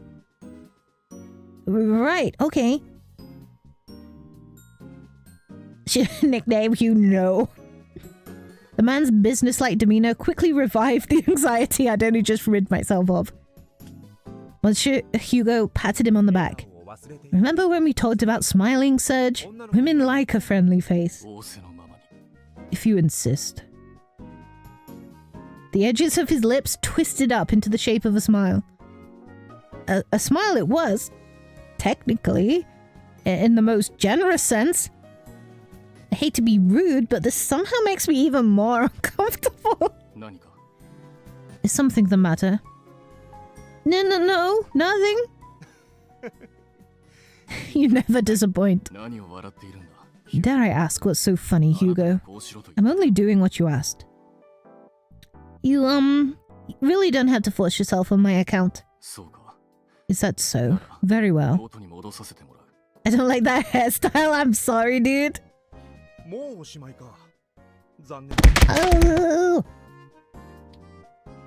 I'm gonna have to refill my water next time we have a break.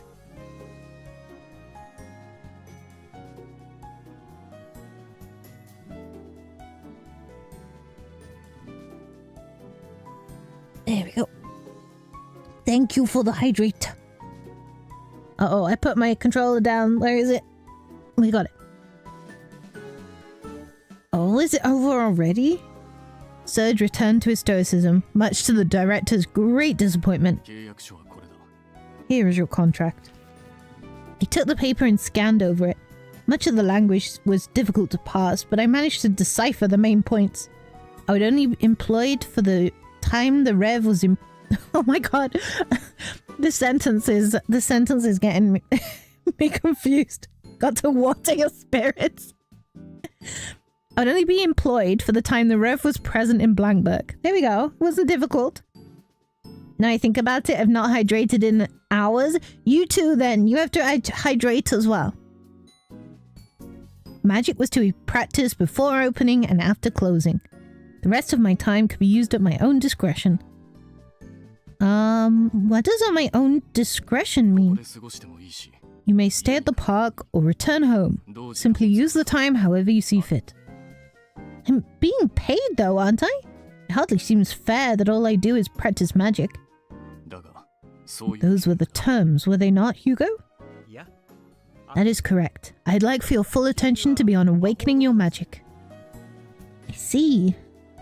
The arrangement didn't sit right with me, even if that was technically what I'd agreed to do. You may insist, but still, isn't there a way I could help with work around the park? You intend to juggle both responsibilities? If I'm going to be working here, I'd like to be of some use at least. If that's okay. As long as it doesn't impede your progress with magic, I say it's a splendid idea. You would need a uniform though. There we go! Uniform time! Not to worry, I planned ahead.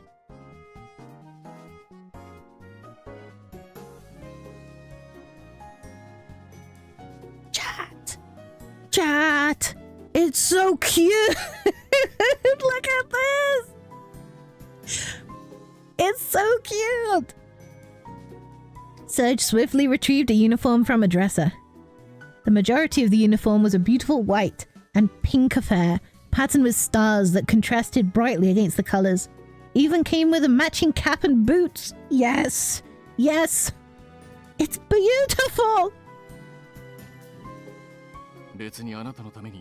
It was not made for you. To clarify, we keep spares on hand at all times. Why did he have to confirm that? I didn't expect that they had it handmade directly for me. You have a plan for everything, Serge. What would I do without you? It is my job to never disappoint. Serge handed me the clothes, then set about amending the contract. This should be everything. If so, please sign here. Thank you. I gave the contract one last look before signing my name.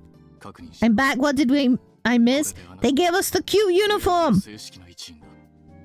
Consider your paperwork processed. Welcome to the Rev. Thank you again for what you're doing. We welcome you with open arms. I'm glad to be here.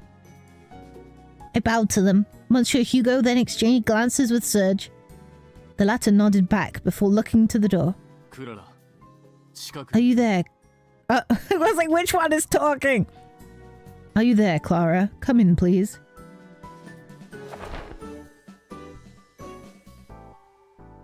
A girl I recognized entered. It's the woman I met at the gate. Hey there. I think we met yesterday, didn't we? I'm Clara. I run things at the front. I'm Scoops. I look forward to working with you. She's tiny compared to them. They are enormous men. They are so tall. She's the newest addition to our staff. Could you lend her your room to change in? Wait, I thought she was only here for magic practice. She's working too? The details have yet to be hammered out, but yes, it was her idea. Well, you're one of the good ones, huh? Let me see the uniform! Exactly! Show us the player character! I'm useless when it comes to magic right now, so I want to do what I can in the meantime. I think I like you. Come here, I'll show you to my room. Clara grinned from ear to ear. I held my uniform to my chest and followed her out. Large men. Very large. And that'll do it. Hair check. Cap perfect. Looking good. You think so? I know so. You're adorable. Ready to head back? Let's see if the player oh, okay. We're gonna put the player character back on to admire the outfit. No.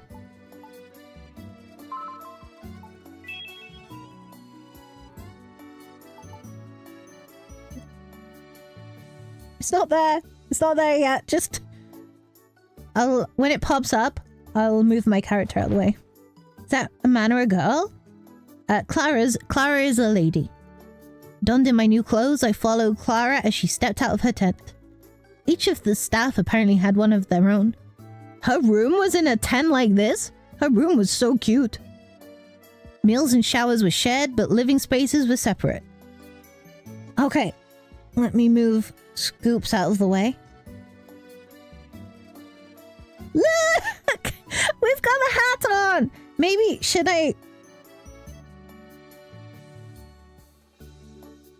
It's close. we gotta wear the hat.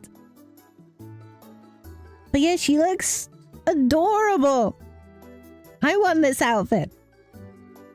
No, the pig uniform. Yeah, I like how the uniforms match them. Like Clara's is orange.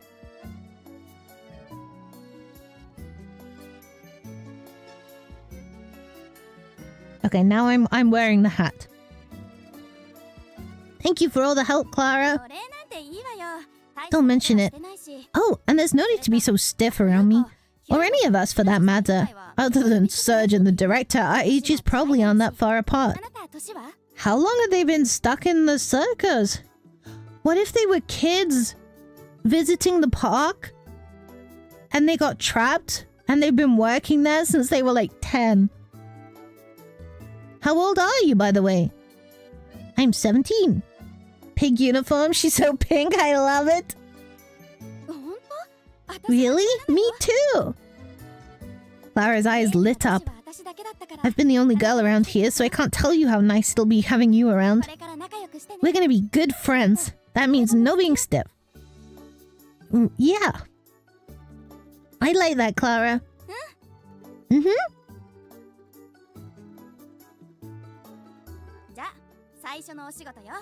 Now, time for your first job. Break a leg. Clara gave me a gentle push on the back as soon as we made it back to the administrative tent. Huh? What job? I'm so intimidated by this rabbit. I looked around the room, which now included people I'd yet to meet. Everyone, let's give a warm welcome to our new member of the Rev. Care to introduce yourself, mademoiselle? 17? You're 17 and you're working at this job? Damn! 17 and she's trapped in the park. If she doesn't work the job, then she has nothing to do. She can't escape. Right. My name is Scoops, and I'll be working with you all starting today. I'm technically a witch, but I can't use magic yet. I intend to help out while I get a handle on it. For as long as you're in Blankberg, at least, I'm gonna do everything in my power to free you all. Despite how clumsy it was, my introduction garnered scattered applause. Can't say I have to do that very often. My heart's still pounding. I let out a sigh to calm my nerves. Meanwhile, the rabbit stepped forward and bowed. My name's Leon. I hope we'll get to know each other while you're here. Oh, and I'm probably younger than you, so no need to treat me like I'm your superior or anything. Really? Okay then. It's nice to meet you, Leon. Likewise. He must really love his job if he's already in costume. There's definitely something going on here. Scoops, you sure you want to quit? I'll quit my job. I gotta save them.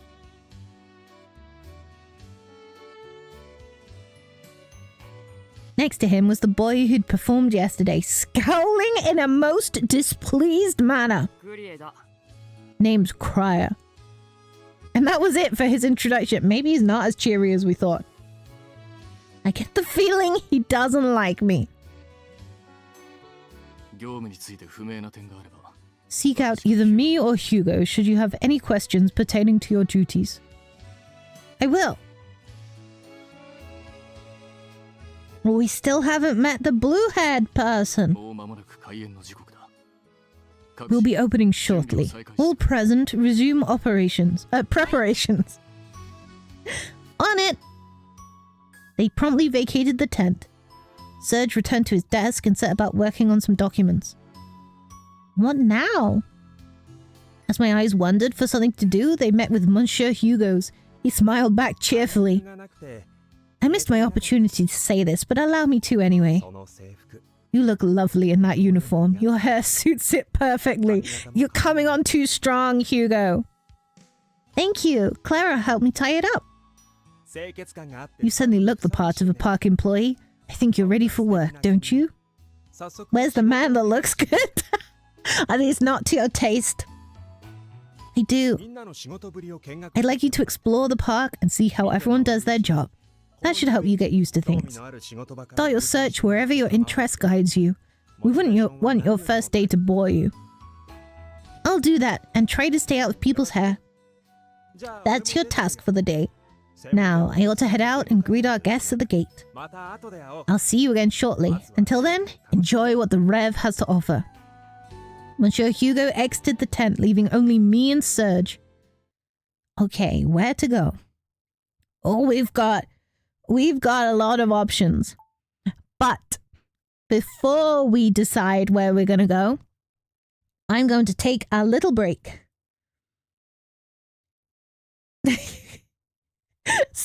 Just stop, you know. Could you just say you look good?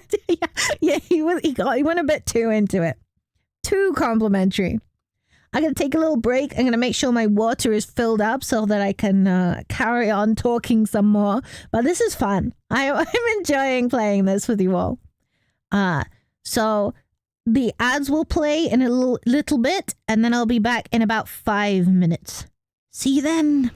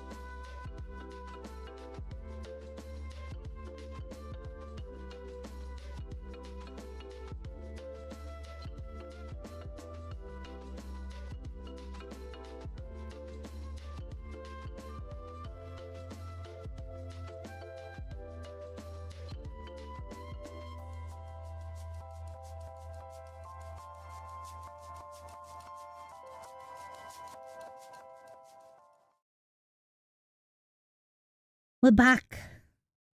Oh, and I'm gonna have to move my avatar over again.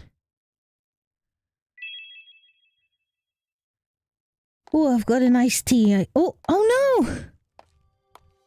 I was gonna say, chat, you decide where we're going. But, my clumsy hand decided instead. I guess we're going to the front gate. I made my way to the front gate where I found Monsieur Hugo greeting guests. He's so tall. I just napped for 5 seconds. What did I do when I was gone? So you know those little ghosties on the bottom of the screen? When we have a break, they have a fight. And your little ghosty won.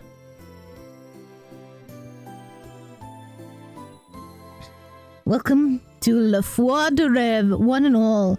I thank you for joining us, nay, allowing us to show you the time of your dreams. Here we go. Now I can move myself into the right position. We're gonna steal this hat.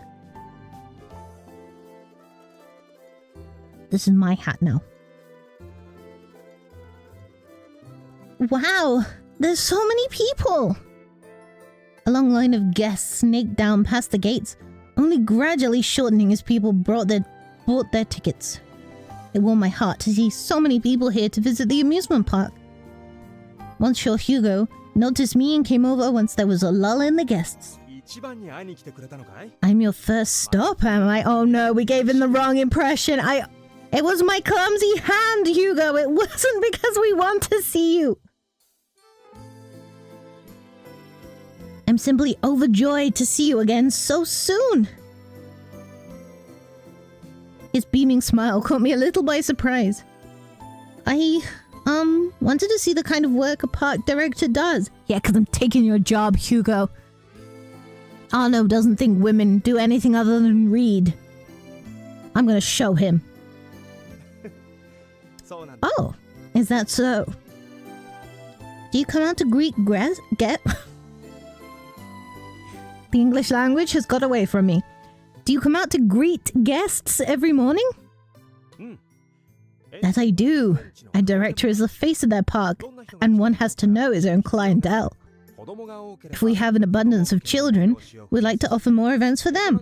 If there are more adults, they might appreciate a more subdued atmosphere. I see. Interesting. I'm getting tired of looking at you now. I'm sorry. Being a director sure sounds like a complicated job. I think I'll return to the guests now, but please stay and observe as long as you'd like. Thank you. I continued to watch until the influx of guests slowed to a crawl.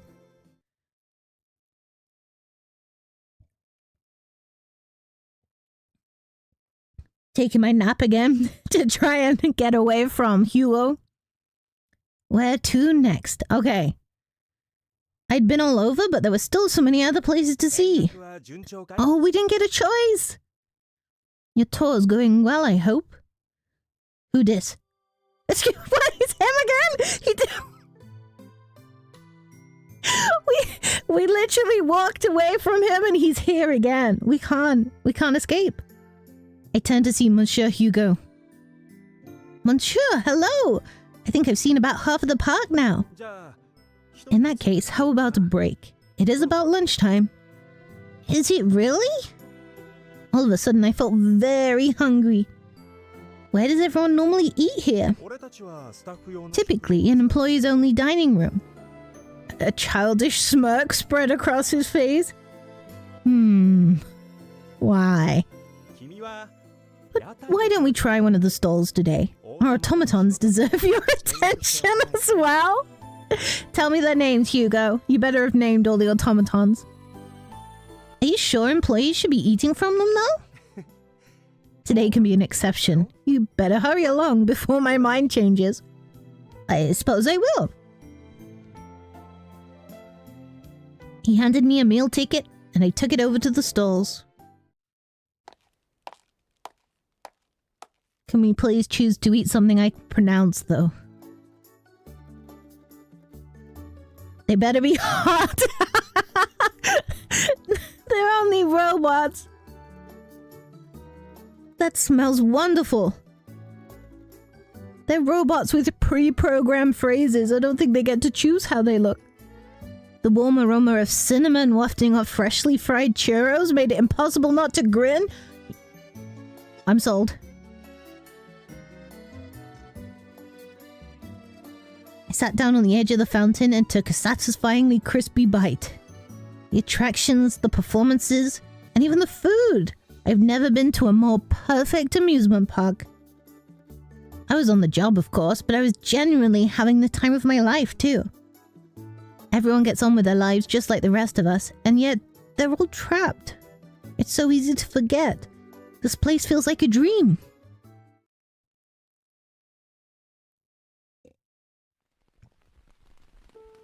Oh no! The heavens opened! Clouds began to gather that afternoon. The rain came soon after. Threads like silk poured from the sky without warning. A stir went through the park as people ran for cover from the downpour.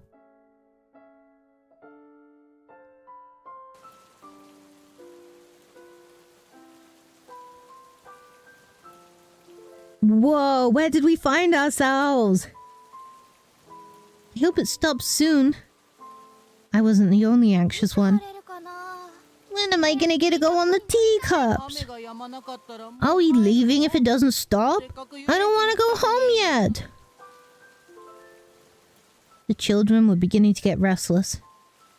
It feels so awful for the guests if this goes on all day. Look, you can't control the weather, love. The rain has you feeling down? Hugo, please. Can we just see another character for 10 seconds?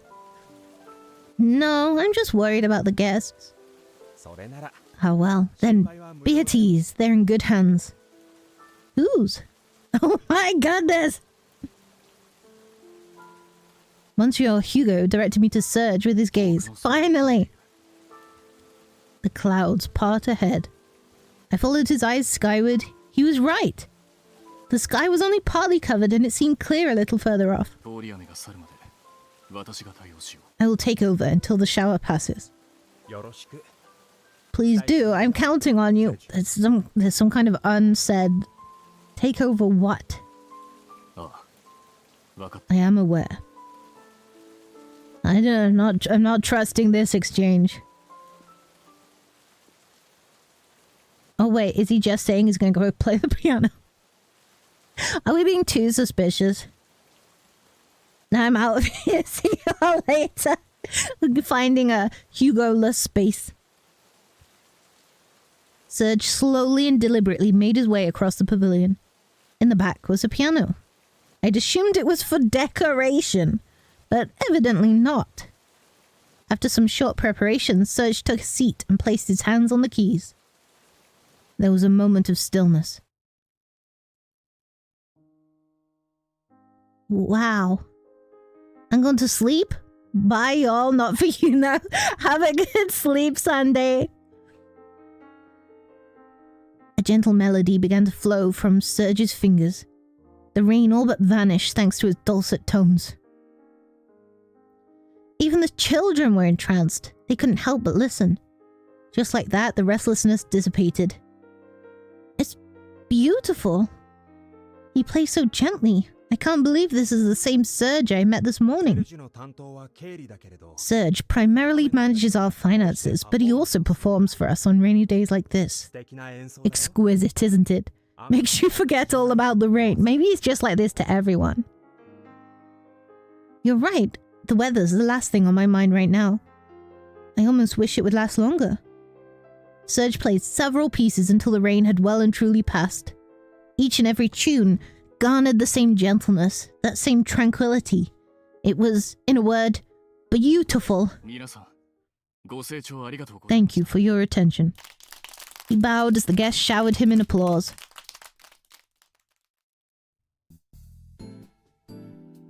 The sky was clear and a perfect rainbow stretched across it. 素敵な演奏をありがとう。 A lovely recital, Serge. Thank you. The director offered his gratitude at once.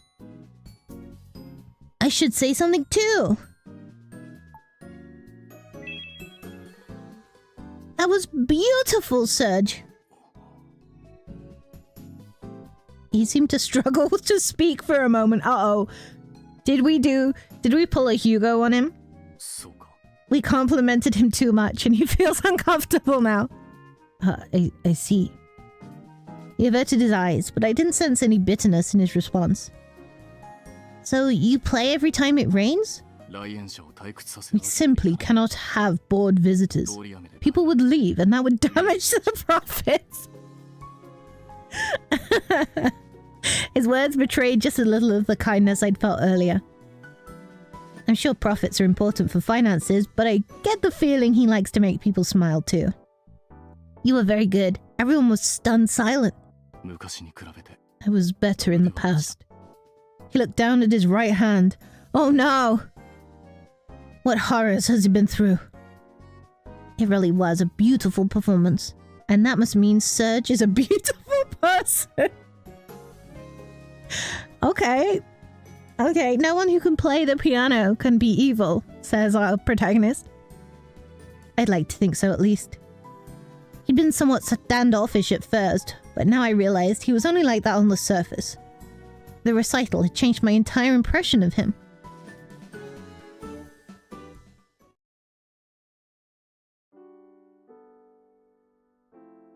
I'll be here again tomorrow. Have a good night. お疲れ様。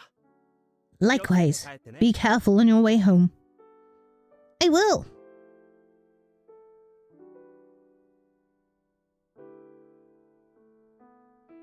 And my cat's moving around and I have to give him my full attention because he's so beautiful. Yeah. I ducked out of the administrative tent. The sun had set long ago and the stars were twinkling. I made it through my first day. I'd taken a look at everyone's jobs. My magic practice at closing had gone well too. Got a long way to go, but I think I can say I'm proud of today. And I will be tomorrow too. That's the spirit, girl. I muttered to no one in particular. Contrasted against the stillness of the park, my self-encouragement sounded almost enthusiastic.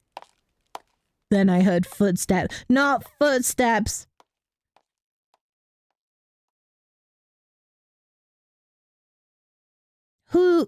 Who dis? Who dis? I glanced around until I found someone loitering in the distance. It's the rabbit! Green eyes? Yellow hair? This is the rabbit, chat! I didn't recognize him. He looked about my age, maybe younger. He must be an employee I haven't met if he's here after hours. That looked like the Rev's uniform too. Before I could say anything though, the boy walked away. Oh right, I better get home. I exited through the gate and returned to familiar roads. Somehow though, after a long day of work, they felt almost untrodden. Huh?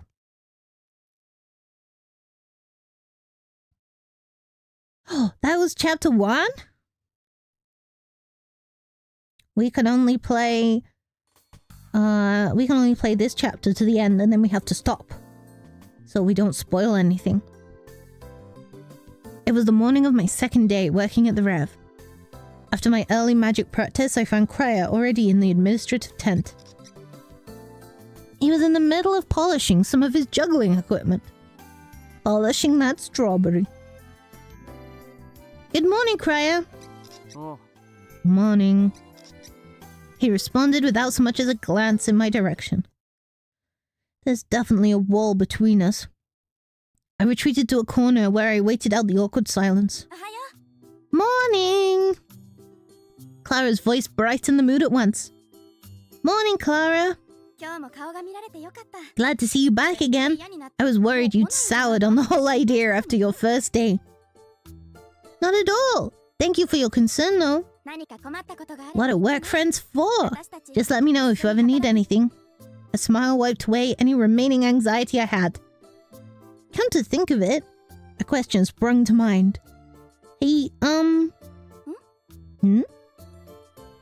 that it's a big deal or anything, but I saw a boy about my age after closing last night. He seemed nice. What does she mean by he seemed nice? He didn't do anything. She just looked at him. But I didn't recognize him.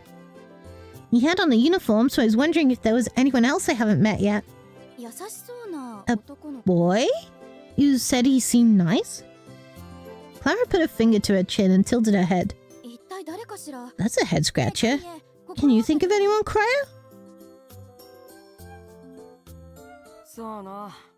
No, only one guy she hasn't met yet. Right, but he doesn't exactly scream nice guy to me. An icy old boar eyes does? Clara turned back to me. It could have been Luciole, our mechanic. I seriously doubt it, but he's the only other person on our staff. I'll talk to the director about it. Thanks. If even Clara doesn't know, who could it possibly be? Just then Serge ducked into the tent. Is Cryer here? Right. Right here. Need something? I have some errands I'd like you to run. Hugo says we're low on parts for maintaining the automatons. Can't we do that on a day off? I've got a show this morning. I'm afraid it's urgent. We'd like to have everything in working order by tomorrow. Come on, I had a whole shtick planned. We're limited on options. You're the only one who can leave the park, Cryer. He's not trapped here? Huh? I doubted my ears for a second. I thought everyone was trapped here. Is Cryer the exception? Fine. Here is the list and the necessary funds. Yikes, that's a lot. It'll be hard, but maybe I can manage in one trip. I'd like to ask for paper and ink while you're out as well. Cryer grimaced dramatically. I knew that was coming. What, the list wasn't long enough already? I thought you could handle it. Serge looked Cryer up and down. Mostly down. You feel proud of yourself out there, huh? I bet you just love making the local pipsqueak feel small, don't you? Everyone is stupidly tall in this park. I was simply re-examining the situation. Oh yeah? And what's the verdict? Fight, fight, fight. Serge looked my way. But me? Could I ask you to join him? Oh, of course. My voice shot up an octave out of surprise. Huh? What makes you think I need help? I can handle myself. If the length of the list is a concern for you, an additional pair of hands should be welcome. I mean, sure, but I'm no babysitter. Pout. I felt a prick in my chest. I couldn't use magic, and I'd only just begun working for the Rev. His appraisal for me wasn't as wrong as I'd have liked it to be. Still, it hurts to hear. Cryer, give it a rest. What's your problem? Don't give me that. She isn't a child. She's 17. That makes her as much of an adult as you or me. I'm inclined to agree. It would be disingenuous to imply she requires any amount of special attention. Stop taking this so seriously! I'm just saying that some newbie's only gonna be dead weight to me. Dead weight? I was well aware of how little I added to the team, but to hear it put so plainly was painful. We're gonna cry, and he's gonna feel real bad. I can sense this coming on. Babysitting. Dead weight. His harsh words weighed heavily on me to the point I could scarcely even hold my head up to look the others in the eye. Don't listen to him, okay? But it's the truth. My chest swelled with suffocating self-pity. If I weren't such a failure of a witch, maybe I'd be worth something. Silence lingered in the room. Cora was the one to finally break it. Oh, for the love of... Fine, whatever. Get a move on, newbie. You want to help so bad, then let's go. He patted me on the back. That was his pep talk. My head shut up. You sure? It beats watching you feel sorry for yourself. Just remember, you wanted this when I work you to the bone. Of course! He makes things so difficult. Agreed. There we go. Look, it's Sundere. No one asked you! I saw the faintest hint of color on Korea's cheeks as he passed me by. Was he blushing? Oh, there you are. Oh, Kriya. Kriya, they're saying. Then they're not calling him Kriya. Maybe that's... Do you think that's why he's pissed off at me? He's like, this woman just won't stop calling me Kriya. Everyone else is saying my name right, and she's saying it wrong. Just as we were about to leave, though, Monsieur Hugo appeared. I've got the list already. I was just leaving. I wanted to ask if you could get brandy while you're out. And the cheese I like. Right, sure. I'm not already busy or anything. Also, we've received our new flyers. If you could hand those out too. You're a slave driver. Apologies, but I greatly appreciate the help. Kriya took the bundle of flyers from the director, then made another attempt to leave. That all? Then we're... Kriya! We definitely saw the rabbit last night. Leon, donned in his signature bunny costume, appeared next. Will you buy me a new picture book while you're out? And all? I mean, please? A heavy sigh left his lips. I can probably tell what he's thinking. Is something wrong? Kriya remained silent, so I spoke up for him. No, it's not you, Leon. What sort of book are you looking for? Anything I haven't read already. Are you gonna give us a full list of what you've read, dude? Something unique to the town would be nice. Got it. I'll keep an eye out. He bowed politely, waved goodbye, and then exited the tent. Clara and Monsieur Hugo followed. That's our cue. Right. I was about to say he's in his uniform, why am I not? But now he's not.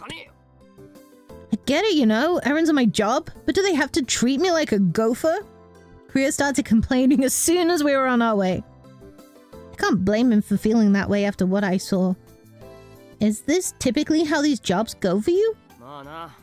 For the most part. If I had a few inches on me like Serge, they'd think twice about it though. He thinks they bully him because he's small? Is height relevant to the problem? Of course it is! You saw the way Boar Eyes was patronizing me. He continued to fume, but that seemed to have been the last of his grievances. Oh, I should ask him the question I had.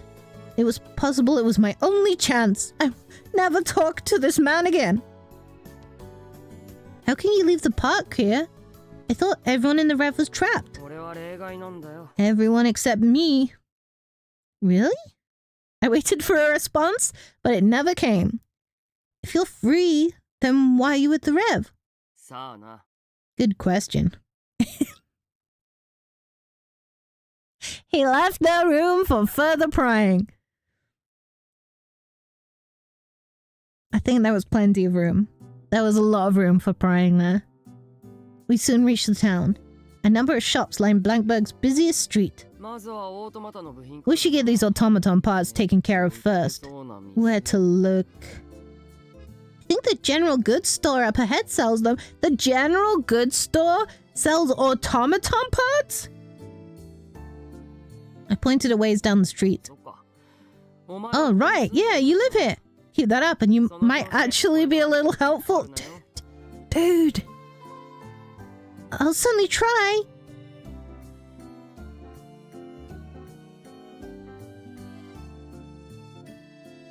We quickly gathered everything we needed from the general store. Kriya surveyed the rest of the shop. I do go to the local deli for my Roomba. But it's like, I'm pretty sure they said that the automatons are like special. The ones they have are different. Maybe it's just like gears or something.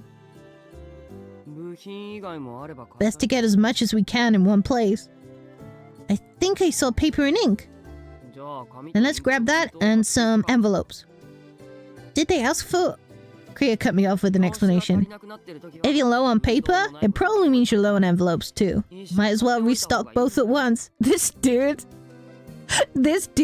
has experienced before going out, buying exactly what they asked, going back, and then being like, we forgot to tell you. We forgot to ask. Can you just pop back into town? That makes sense. He seems awfully considerate for someone who's grumbling just moments ago. Wait here while I pay for everything. I found myself admiring his initiative as he made for the counter.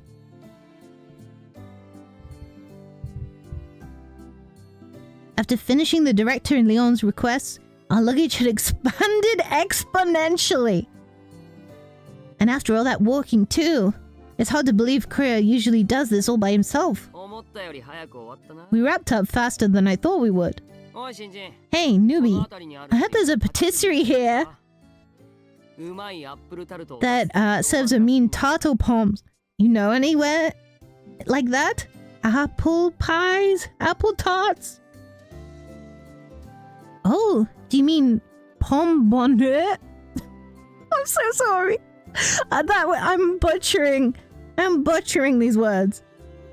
It's fairly well known. I've only been once myself. That's it!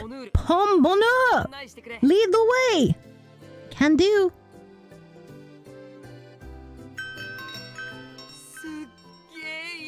Oh man, you smell that? The sweet aroma of fresh tarts hits us at the moment we open the door.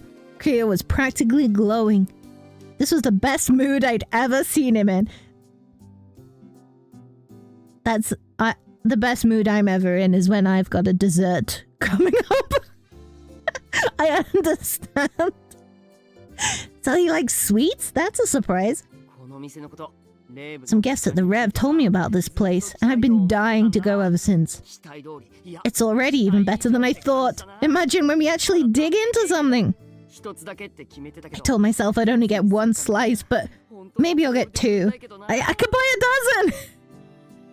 Has he always been this talkative? Screw it! I'll take 3. What about you? He's buying me desserts. Okay, the points going up. Lots of points in his favor. I can get something too? You're not here just to look, are you? Come on, we don't got all day. I'll take 2 then. Kriya waved over an employee. Excuse me, 5 turtle poms. Shortly after, our table was filled with apple tarts. Dr. Diabetes going for the lead. Moist slices of the fruit. See, it's healthy, Yoda, and it's got fruit. That's how it works. Rested on top of a toasty brown filling, which had been baked to perfection.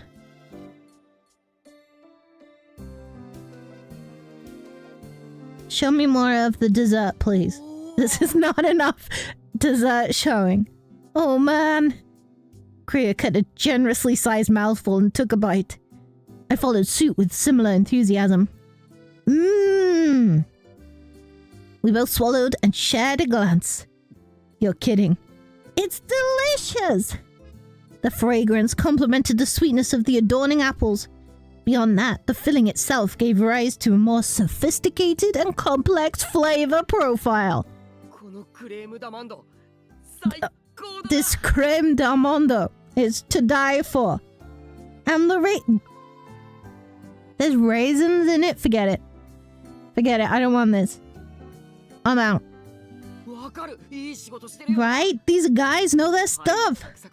The crust is spot on too. Man, it's perfect. It's just perfect. You raisers, yeah, Yoden understands. A pure, genuine smile spread across his face. I'd never seen anything like it. So that's what his smile looks like.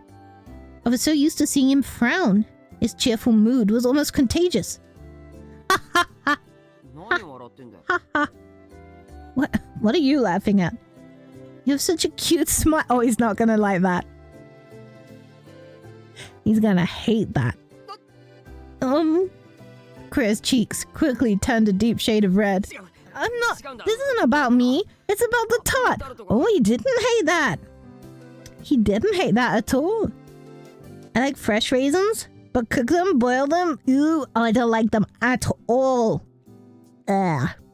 And they always ruin the texture of whatever you're eating, if they're in it. It's good, isn't it? Hey, look. He stuttered and floundered for a while, but it quickly turned to ire.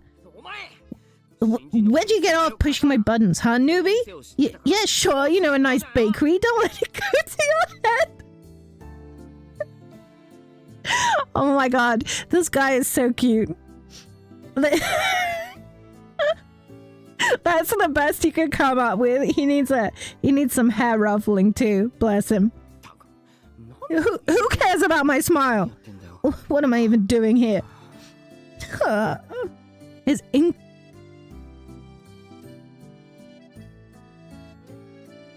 I can read this word, but can I say this word? Incredulity. Incredulity. Oh, no. Something turned anger, faded with a sigh. We proceeded to eat in silence. The quietness stung all the more in the absence of our once good mood. He liked the compliment and then he remembered his persona and he was like, oh, damn it. I thought we were finally getting closer. I've got to find something to talk about before we go right back to how we were. Other sweets. Other sweets. I know a place that serves good macarons too. Yeah, macarons are pretty good. I can take you there sometime if you'd like. They really are delicious. This sounds like he's trying to insult us. I'm getting the feeling macarons are more your speed than tarts. I'm not sure where the burn is or what it means, but I feel like he's taking the piss out of me. I'm sorry, I didn't mean... You're a macaron girl. Disgusting. Relax, I'm not calling you out. I like macarons too. Oh. You should introduce me sometime. I could stand to expand my horizons past Tartopom. His expression softened just a little. Phew. Something's been bugging me. Kriya quickly changed the subject. You really gotta loosen up a little. You're making the atmosphere all stuffy. I'm sorry, I just... Arguing with your superior already? He called himself my senpai. No, sorry. Then relax, would you? Sorry. And stop apologizing already. Clara said we're the same age, so don't sweat it. Okay, thanks. That's more like it. All the tiptoeing drives me crazy. This does mean we're closer, doesn't it? Or am I just wearing him out? I took the last bite of my dessert.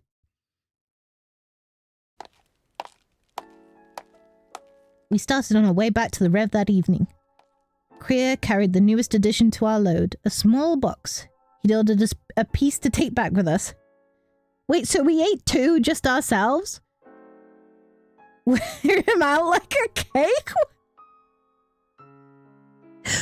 We just gotta fill him with desserts and he won't have any space left in him for grumpiness. I thought she ordered two to take one back to Clara or something. Is that for someone else? Yep. He left it at that. Would he be offended if I asked who? Ultimately, I decided not to press him on it.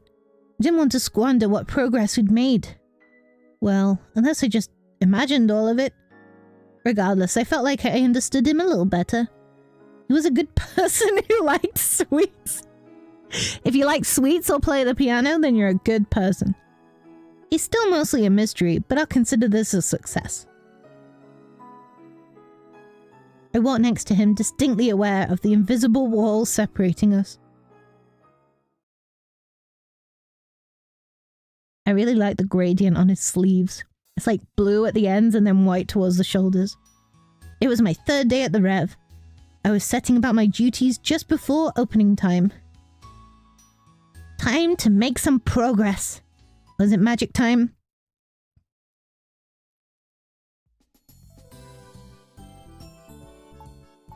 Would you like to skip the avail system?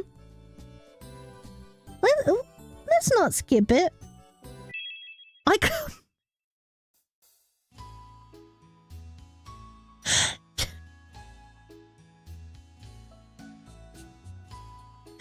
Chat! Why am I so stupid? The answer to would you like to skip it? And when you say no, I don't want to skip it, don't click yes. Maybe clicking yes skips it, you fool. No wonder Kriya's fed up with us. I wonder if I'm getting any better. I was doing exactly as I'd been told, but it was hard to tell if I was really improving. Then again, that too could be the fault of my own inexperience. Still practicing? Who is it? Ah, it's the rabbit! I turned around and met eyes with a yellow bunny, Leon. Just finished, actually. It must be hard having to work this early every morning. We really appreciate it. They've kind of got the same voice, and I don't know how to differentiate them. I'm only following through on what I promised. Also, you're working just as hard as me. Me? What do you mean? His ears dangled as he tilted his head. I've always admired your work ethic. You're in costume and the park isn't even open yet. Work ethic? He didn't seem to understand. Perhaps he'd simply become that accustomed to his own dedication. I think Peachy was right. He's cursed. Were you inspecting the park or just going for a walk? That's right. I had something to say. You're the one who picked out that picture book, right? Picture book? I searched my memory. I soon recalled the book I'd bought at his request during my outing with Kriya. You said you wanted something new and unique, so I assumed a local author would be a safe bet. It was! It was brand new to me! The pictures were so pretty, especially the unicorn on the cover. Good choice. I remember feeling the same. The story's lovely too. Oh, but I apologize if it wasn't the sort of thing you like. No, I loved it. I couldn't put it down last night. Really? Really. I couldn't see his face, yet I had a feeling he must have been smiling. Thank you for picking it out for me. I love it. I'm happy you like it. Thank you for saying so, Leon. I already thank you. Oh my god. Please, please, can we start thanking each other? I can't. There's only so many times I can read that. I couldn't help myself. I giggled along with him. Something about the gentleness of his voice soothed the soul. It's strange how much I feel I can trust him without having seen his face. Any anxiety I'd had regarding my magic had been swiftly dispelled.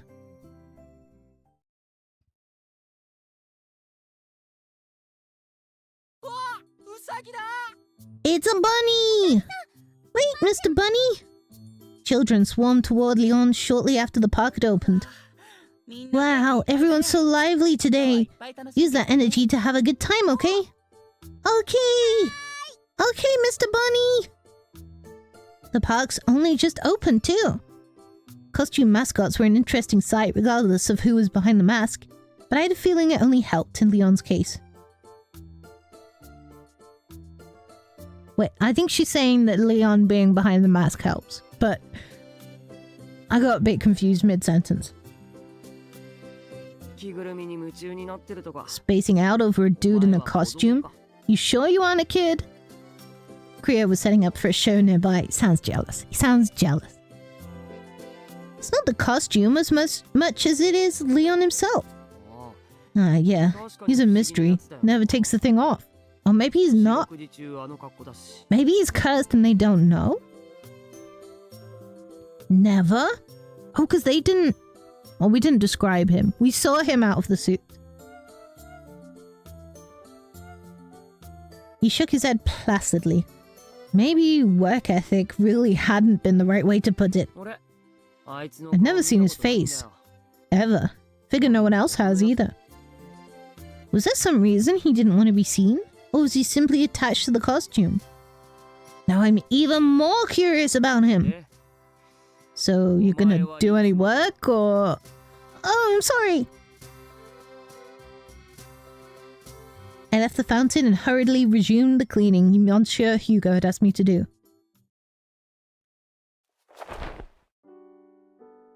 Finished up my evening magic practice and popped in the tent to say goodbye.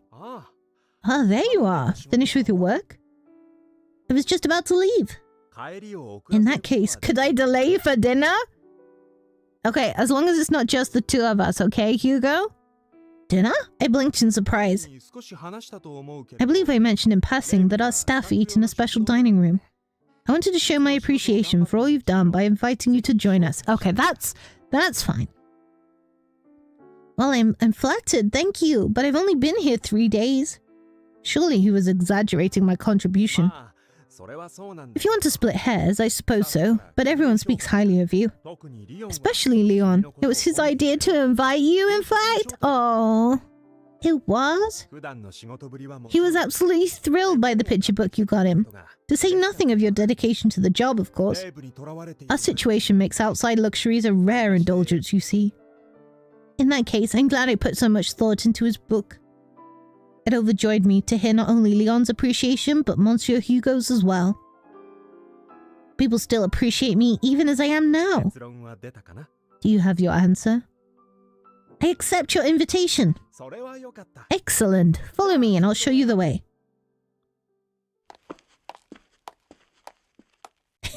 His footsteps sound like hooves.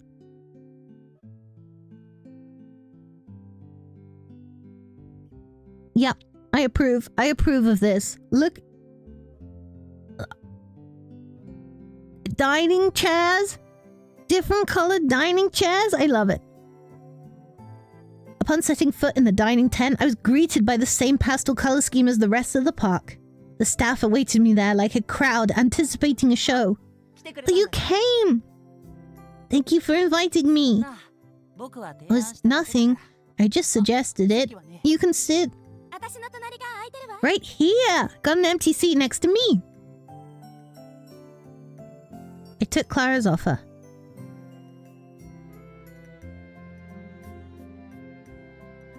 Kriya and Serge sat in front of me, while Leon was to my right. Still in costume even for dinner. How does he eat in that? Perhaps they had costume accessible options available? Like soup with a straw? I could only guess, though, because the table was decidedly empty.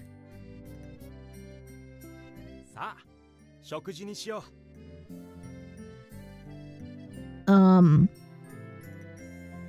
any of these people that are trapped still alive? Do we... How many of these people are ghosts? Monsieur Hugo took his seat. In fact, everyone had taken their seats. There was no one to cook. No people, anyway. Monsieur Hugo pulled a small bell from his coat and rang it.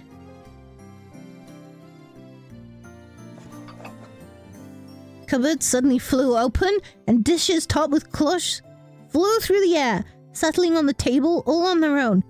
Magic food? Serge removed the top of one, revealing a full plate of terrine. How is this? My jaw dropped to the floor. More dishes landed, including a salad and several plates for everyone.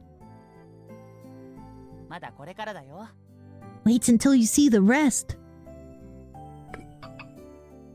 As if on cue, a lid lifted itself from one of the pots on the stove, and a ladle began scooping soup into the bowls. Everything moved with an almost musical rhythm. Speechless shock transformed into joy. Ha ha! Next came baguettes. There we go. Now they're speaking my language. Flying from the oven. Knives followed suit, slicing the bread, and plates joined to serve them. A dash of salt and olive oil felt like a bit of a theatrical flourish at this point. Finally, the steak.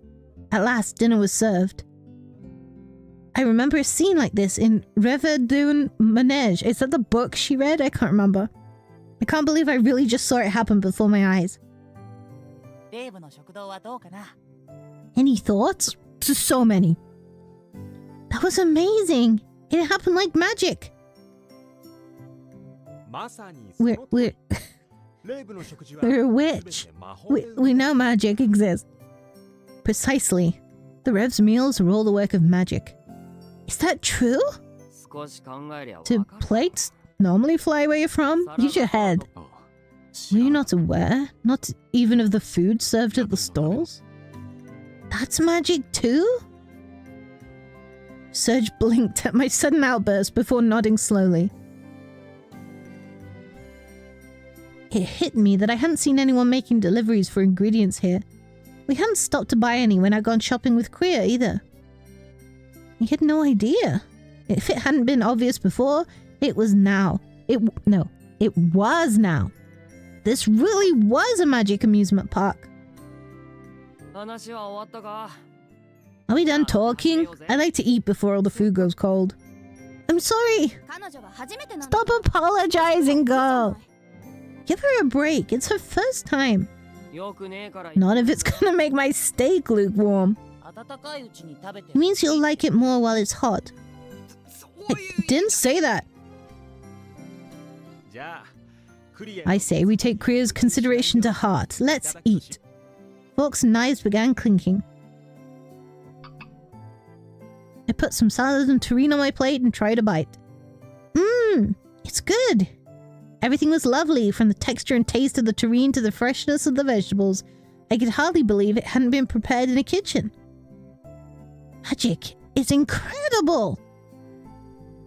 It's a strange phenomenon, isn't it? Not even I can explain it. You can't? But you did all this, didn't you? He rung the bell at least. Yeah. Not at all. I merely ordered the food. I'm certainly no chef. I give the order and nothing more, similar to how I can erase the park itself. Fascinating. I'm sure Hugo wasn't a witch after all. How's it taste? With the food brought back to my attention, I resumed eating. Delicious! I'm glad. You should try the steak too. Leon picked up a knife with his mittened hands and cut me a piece. Here you go. Thanks. I tried it at once. The meat was tender and the sauce complemented it excellently. You are right. And good. I'm glad you like it. There's plenty, so eat as much as you want. I will. You eat up too. He poked a piece of steak with his fork and carried it to his mouth. Oh, that's right. How does Leon eat in that costume? I was so focused on magic, I nearly forgot. I eyed him closely. The steak drew closer and closer.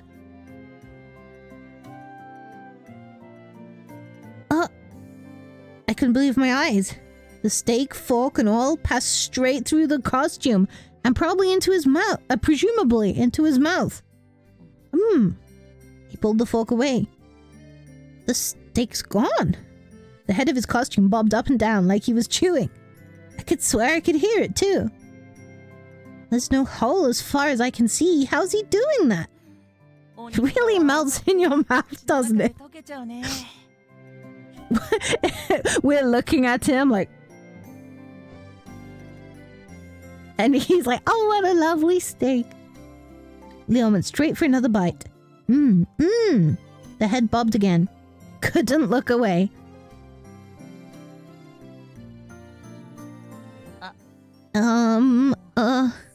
You're making me a little embarrassed.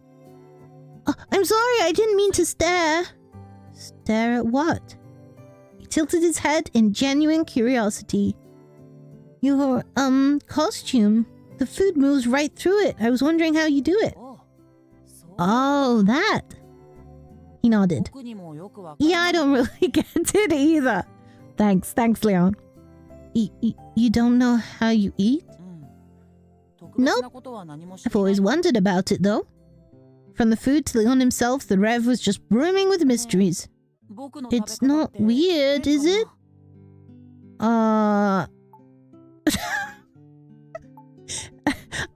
Things can be weird and okay, right? I think it's strange. Fine, you're cute. You think it's cute? You're like a character out of a picture book. Like a character? Is that a good thing? Yes, Leon. As a VTuber, being like a character, very good thing. In my opinion, at least, it makes you fun. Oh, I'm fun. I'm just being myself, really, so it makes me happy to hear you say that. Beneath his mask, Leon giggled.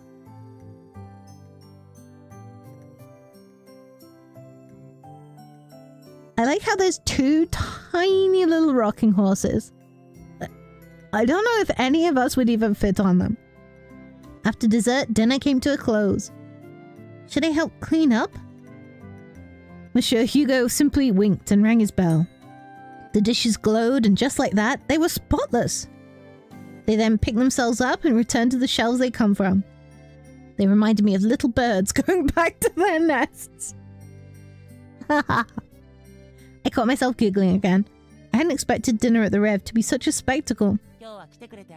Thank you for coming. It was really fun talking to you.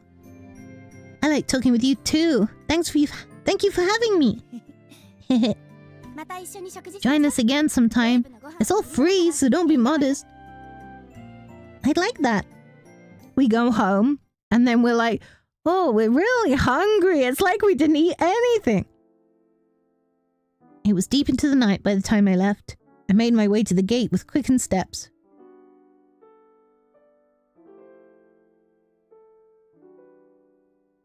He's so tall. He said he's younger than me. He looks so tall. When I reached the teacups, I spotted a figure. It's him again. It was the boy I'd seen on my first day. He knew it. That's the Rev's uniform. I should talk to him. Before I could take my first step, though, he walked off. Oh, I missed my chance. Who on earth is that? I only ever saw him late at night, never during the day. He couldn't have been a guest, and his uniform surely meant he was with the park. Clara and the others don't know him, so maybe he's new like me? The mystery only deepened the more I thought about it. Maybe I'll learn his name someday. I resumed my walk home. I don't think you can just start working at a park and the director not know. Chapter 3, I think that's it. I think that's all we're allowed to play. There's going to be an ad coming up. We'll let the ad play. While it's playing, I'm going to check to see if it was the end of chapter 3 or the start of chapter 3. And if it's the end, then we'll carry on playing until we reach that point. Okay.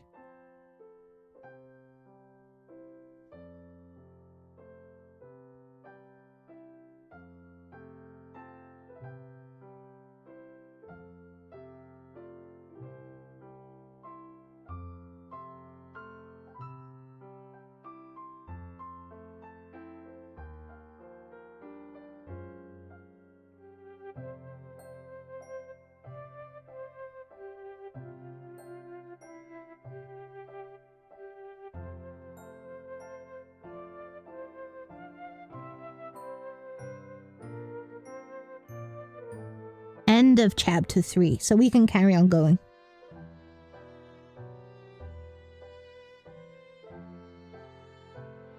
Usually, these kinds of games have, like, the first few chapters are the same every route, and you make choices which decide which route you'll then be on. And then the chapters for each character, after the route has been selected, are different.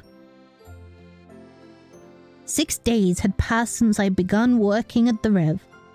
Today was my day off, which I spent relaxing at home. Currently, I was preparing dinner. Magic food is fascinating, but it can't replace the fun of cooking it yourself. A click and a creak came from the front entryway. Oh, we've not seen Arno for ages. Oh no, I'm pouring my water on myself.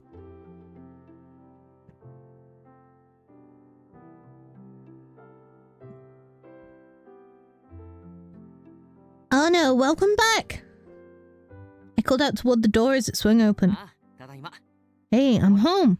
Brought something special too. He handed me a familiar-looking box. Macarons!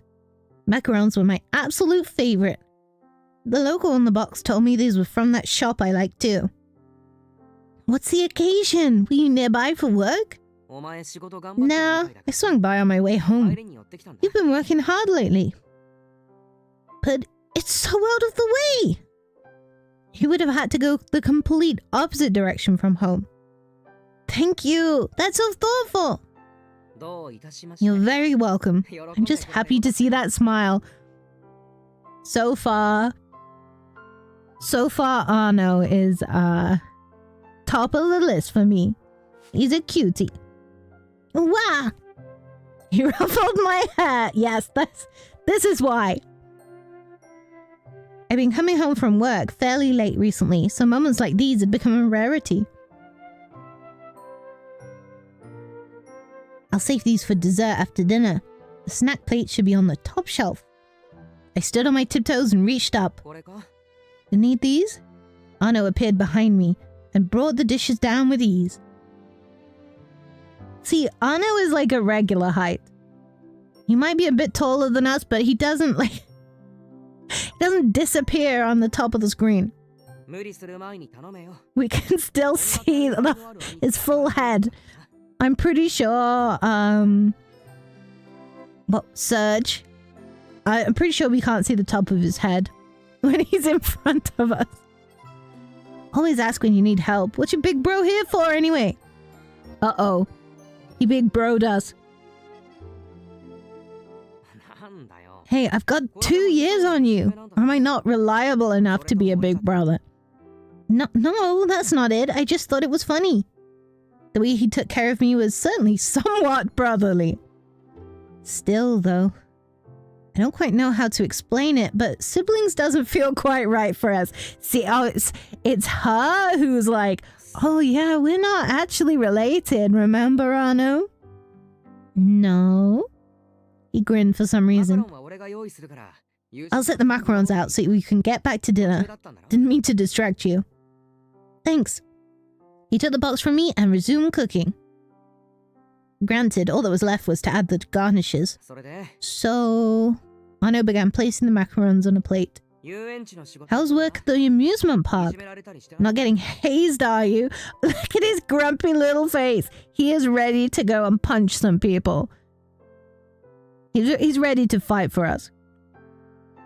No, everyone's very kind. I'm getting used to things. Being in front of guests used to make me nervous, but I'm managing now.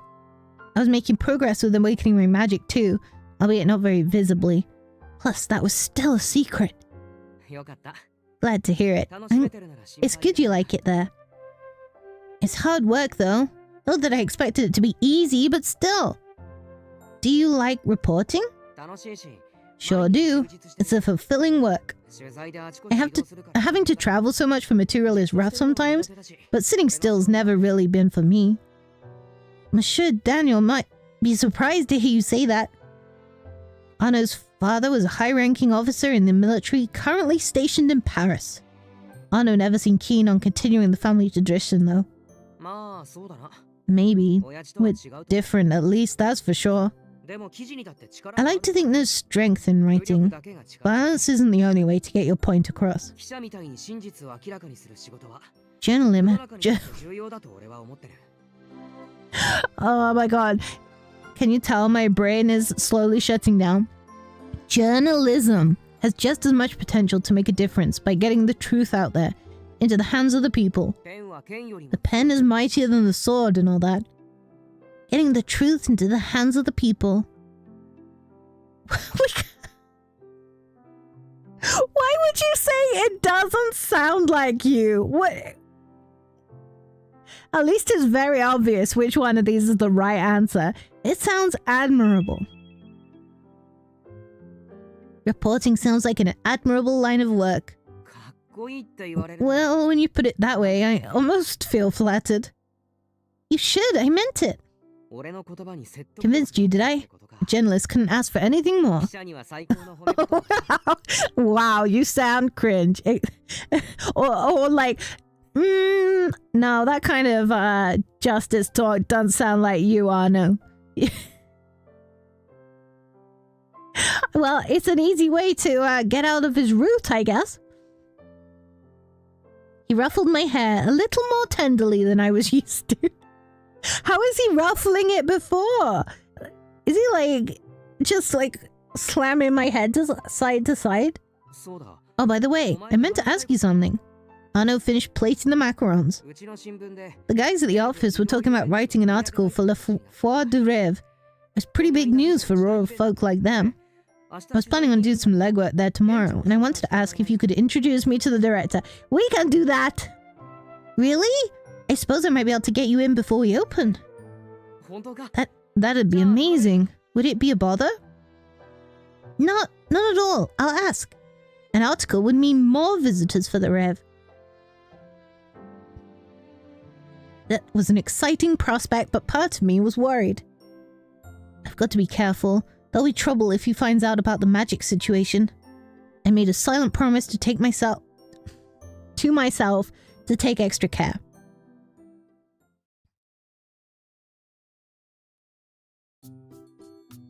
Arno and I left early the next day and arrived at the Rev before opening hours. So, this is the place, huh? I'm impressed. What's he doing? Is he inspecting it? Arno eyed the park's features closely. Suddenly, though, he fell silent, and his admiration turned to curiosity. What's wrong? Nothing. It's not important. Ooh, what did he see? If you say so. I'll go talk to the director. I'll wait just a minute. I'll be here.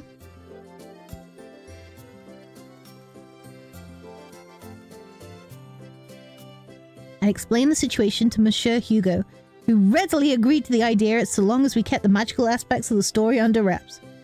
Arno removed his cap and bowed upon entering the tent. Arno, a DMB? Oh no. Really? These words are long. Dernieres Nouvelle Blankberg at your service. That's the last time we're going to try it. We're going with DMB after that, Arno. A pleasure. My name is Hugo, director of Le Foire du Rêve.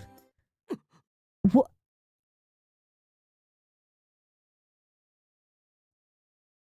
Arno's head shot up. He stared hard at the director.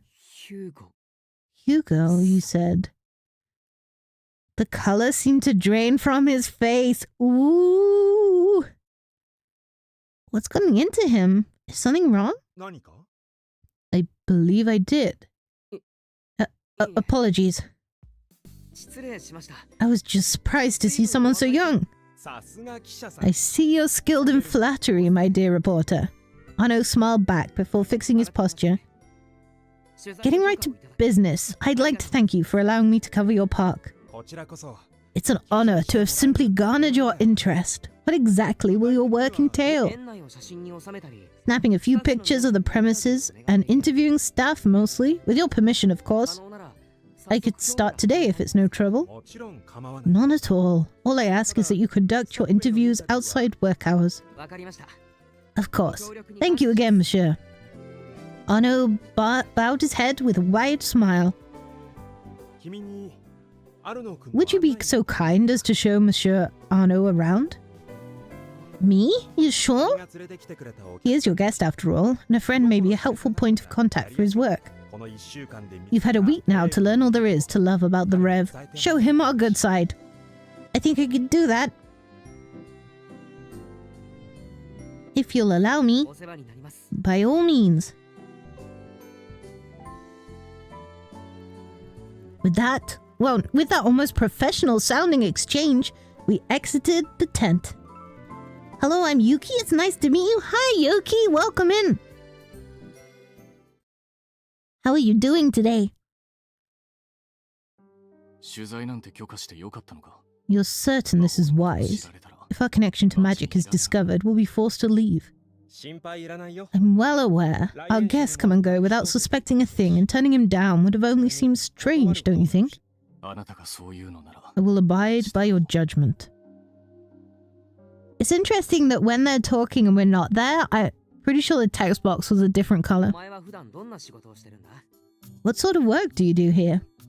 Arno pulled out a small notebook. Nothing specific at the moment. I mainly greet guests or help the rest of the staff with whatever they need. I'm doing okay. I love Otome games and I'm a female streamer too.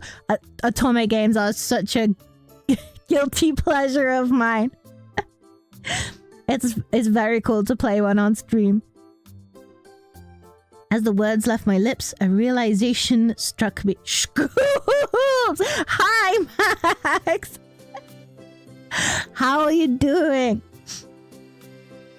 I think Yoden only needs a little push to join us in Power World. I think we can recruit Yoden. As the words left my lips, a realization struck me. Wait, is this an interview?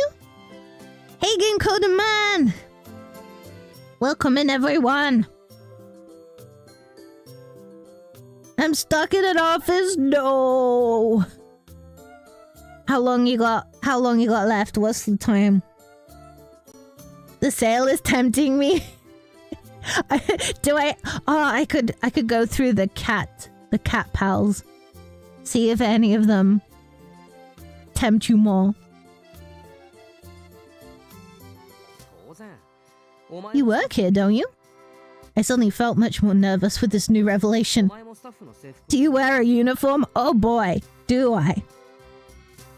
I'm hoping to leave before 3. Okay, what? I'm looking at my own time and I'm getting confused. I can't do maths. My brain says no maths. So we're looking at like 5 or 6 hours left.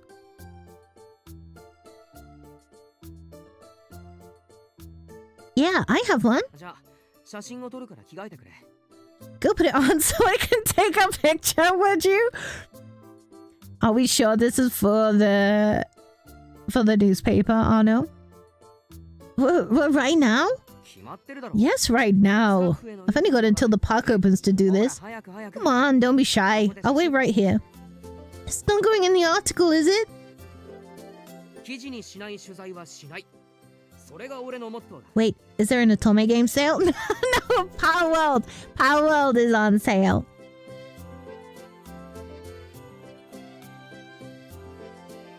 I don't collect material that doesn't have a place in my work. It's a policy of mine. Oh, he's saying no personal use. Absolutely not. ま、最終判断は At the end of the day, though, it'll be up to the editor. I couldn't say no, especially not after I'd gotten the director's express permission for this. I'm starting to have regrets.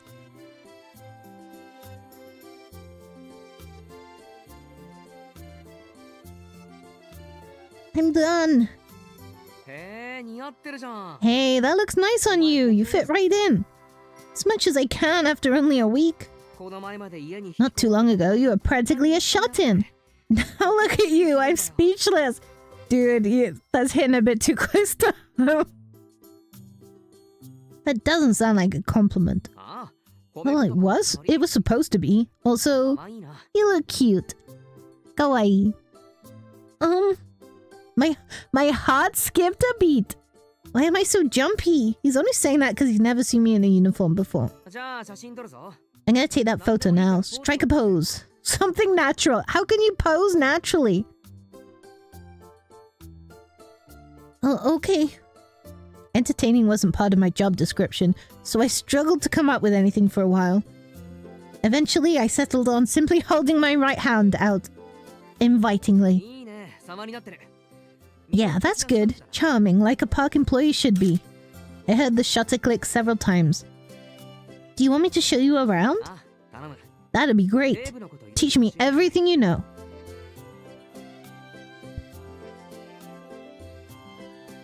なるほど。 Interesting. I'll write that down. Ano took notes while he listened to my explanations of the attractions and various amenities. His stark expression was the picture of professionalism. Please, smaller words.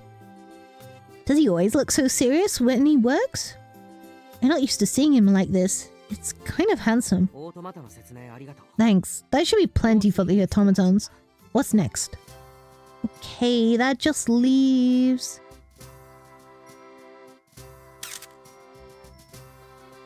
移動遊園地に観覧車なんて珍しい。 Traveling park with a Ferris オ wheel? ートマタといい。 First the automatons, now this? He snapped several photos. この観覧車に What sort of clientele do you tend to see at this attraction? I think we're getting a bit croaky. I'm gonna take another drink. I don't know how. I don't know if we'll be able to finish chapter 3. My voice might not handle it.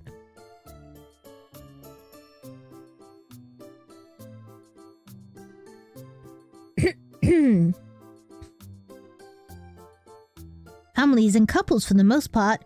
We don't get many single 俺 riders. も乗ってみていいか。 Could I take a trip around? Sure thing, I'll just wait. お前も一緒に来て。 No, I want you 俺 to の恋人 to join me as my date? This is chapter 3. Oh no, it's moving fast. Date? My voice cracked in surprise. 一人で乗る客が You said no one rides alone, so I wouldn't be a very honest journalist if I hopped on by myself. 恋人役が必要な I need to have a partner with me up there. Oh, that's what you meant. My face burned with embarrassment. What are you blushing for? I could ask you the same thing. お前の動揺 You throw me off, okay? He ruffled my hair. This time he was a little rougher than usual. Date? What's next? Holding hands? Yolden, I don't know if we're allowed to do that on my stream. That's too far. That's too far. At least I'm not the only one embarrassed. でもまあ Anyway, I'll take your reaction to mean my charms finally getting through to you. Well, just been admiring the way you worked, so I couldn't deny it. そういう塩らしい You're を cute when you get all shy. How does anyone compete with this? Yeah, I gotta make sure the TOS isn't broken. Yeah, I don't have 18 plus in my stream title, so we can't hold hands. We're a say-so stream. No hands. He called me cute again. Anna was acting strangely forward today. You're starting to get to me. I'm getting flustered over Arno. I must be losing my mind.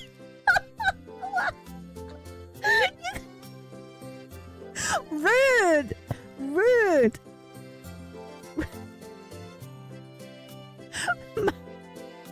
First we could tell him that, yeah, we didn't think anything he told us was the truth. That we thought he was just lying about making journalism sound cool. And now we're like, yeah, thinking he's cool, we must be mad. Oblivious of my inner turmoil, he took my hand. ほら足元に注意しろよ We're holding hands. Don't tell anyone. Let's go. Watch your step. He guided me onto the gondola. Also, what happened to Arno's shoulder? Because he's always holding it. It's like, it's really sore. But is he going to give it back? My hand? You think he's going to keep it? But I need that sometimes. I can't hold a controller with only one hand. Oh, Twitch CEO, this ghost right here. No, yeah, don't tell them. So this is how they look on the inside. This is actually a really small, I don't know, would you call it a gondola or a carriage? Like, it looks like we are sat knee to knee. At least. I hadn't had the time to ride any of the attractions since becoming an employee. I missed out on trying the Ferris wheel during my initial visit too, so this was my first time. It's awfully small. Our legs are touching. Exactly. Look outside. I lifted my gaze to the window. As the gondola rose, the scenery began to expand. Wow. The people and buildings shrank before my eyes. I was instantly glued to the glass. Is this your first time in the Ferris wheel? Yeah, I've been so busy lately. Oh, sorry. I'm not being a very good guide right now. That's okay. You're giving me plenty to work with. What do you... Ano stood up and sat next to me before I could finish. The gondola swayed with a shifting weight. Ano, please. Please. You might be like very flirty and cute, but don't... I'm scared of heights. What is he doing? What is he doing? He's got his arm around me. We haven't even picked his route yet, right? He's touching me. He wrapped his arm tightly around my shoulder. He making moves? He is. It stayed there even after the swing stopped. Chat. ICL. Can we consume his soul? I think he needs that. Chat. The reason... Oh, no. I'm so embarrassed. So the point that I realized that Swells and I were probably dating and that I hadn't read too much into it is when we sat at his birthday meal and he did this. And I was like, oh, okay. Oh, okay, I got it right.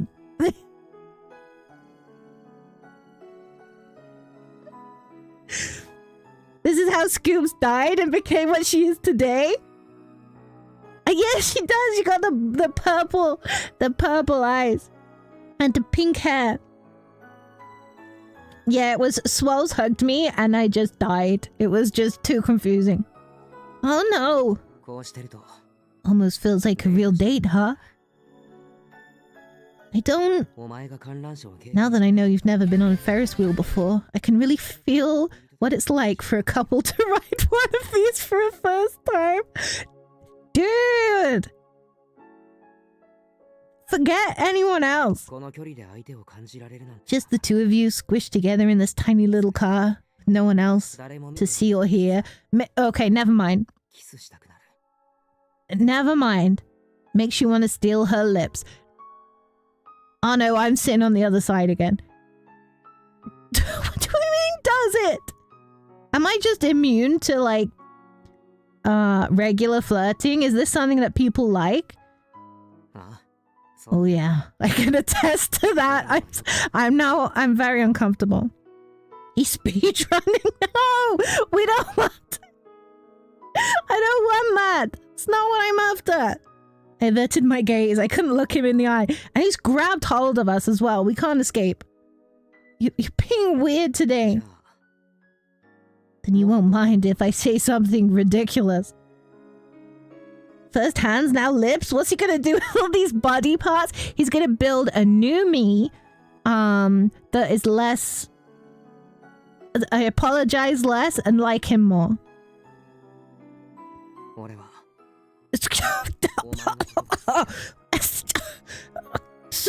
Sorry, what? What? This is the third chapter. This is the third chapter. What is going on? Dude says, I love you.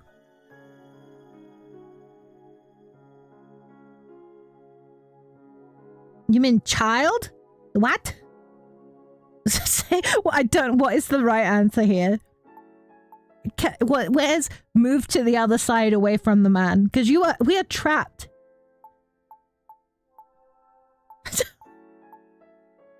I think we say nothing because we're fucking scared. My breath caught in my throat. Where's the Ferris wheel escape pod? This is how I truly died, Yoden. I opened the door and I was like, I'm leaving. I'm out of here. This was too much. You gotta take it slow. You gotta take it real slow. He loves me?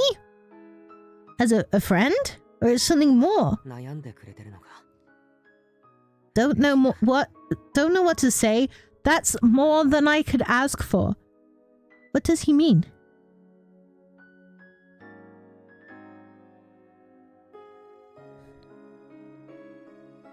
Surely that is like the base amount is not saying anything. That's like neutral. I'm confused. My heart nearly leapt from my chest. See, maybe I shouldn't have played an Otome game on stream because you're really understanding why Swoles struggled. Why I didn't understand I was dating him for so long. You didn't slap him? That's because I'm trapped in a pod. Like, above this park. A tiny, tiny pod. He's grabbed my arm. He's threatened to steal my lips. I'm scared. It's what I would say if this were a real date. This teasing is going too far. Wait.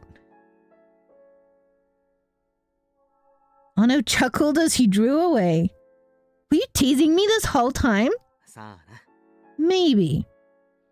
What does maybe mean? It didn't seem like he'd been messing around. At least, not entirely. I couldn't get a read on him. How am I supposed to come down from that? Being strung along by the man I trusted more than anyone had left my emotions in a state of chaos. Okay, we're throwing him off? Yeah. This is not appropriate behavior, especially this is the start of my work day. I haven't even started my work yet. And he's like super bullying me. I fanned my burning cheeks. Horsey, kick him out. Aw, he landed fine. Hey, can I ask you something? No, not anymore. No, asking privileges revoked. As soon as we left the gondola, Arno broke the silence. You're coming back, right? Coming home. No, not anymore. I don't want to live with you. Where's this coming from? I'm just scared. What? A shadow of unease loomed over Arno's expression. What in the world brought this on? I nodded reassuringly. Of course I'm coming home. Where else would I go? Right, yeah. Sorry, that came out of nowhere. He wore a lonely smile. Oh. When he saw Hugo earlier, he freaked the fuck out. He thinks this is his last chance to make his move. He thinks Hugo is gonna steal us away. Where else would we go? Courthouse for a restraining order. Yeah, I'm moving into the tents in the park.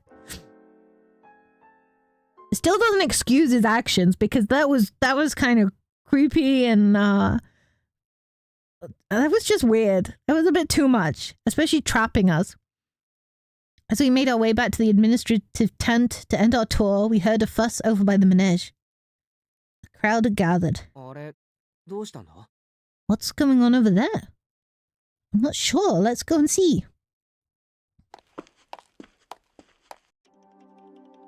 The rest of the staff stood in front of the Manège. The air was heavy. I could tell at once that something was wrong.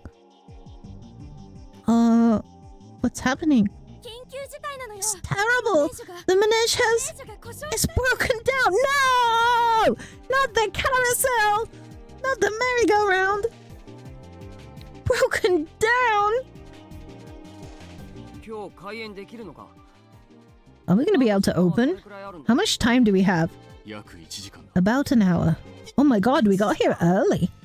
An hour? That can't be enough time to fix it. You don't know what's wrong with it. It could be plenty of time. There was no way. The reality of the situation began to sink in. Oh my god, the park might not open today. We need the money for nothing. We make food magically appear. We don't take deliveries of anything. Like, what? Oh no, a single ride is down. Well, anyway, it's called the Repairman. Looks like... Do you hear the music as well? The music is intense. Looks like I'll have to cut today short. I'm sorry to say you'll have to continue your work tomorrow. I do apologize for the inconvenience. I understand completely. Thank you again for having me. He took his hat off to bow. That was cute. And then turned to me. Good luck. See you back at home. See you. Patted my head, then left the park. Now, what exactly is the situation? Monsieur Hugo gave up examining the switch panel and shook his head. Beyond my capabilities. This is a job for him. We really shutting down the whole park for a single ride? The only reason I can think of them doing that is because I think the magic is generated by the ride. So maybe there's a risk that the rest of the park might disappear, which would be embarrassing. It's beyond my capabilities. This is a job for him. Ooh. The final character. Oh, Repairman. Leon answered for me. Right. This is an amusement park. Of course they'd have someone to fix things. You probably haven't met him yet. Luciole doesn't go outside very often. Again, don't call me out. How could I forget? I was going to have you get him for us, but in that case... I can do it! Where can I find him? Likely in his room at this hour. It's the one furthest back. Can't believe replacing gasoline with magic would backfire so spectacularly. I think they would rather it ran on some kind of fuel, because the magic is trapping them in this park. This dude gets a collar if he tries to leave. Like a naughty puppy. Serge, Kriya, be prepared for any emergency shopping trips. We may need parts for the repair. Leon, kindly find us light should we need to fiddle with the interior. Clara, get ready to set signs out in case we can't open today. After listening to Monsieur Hugo's instructions, I ran off to find Luciole.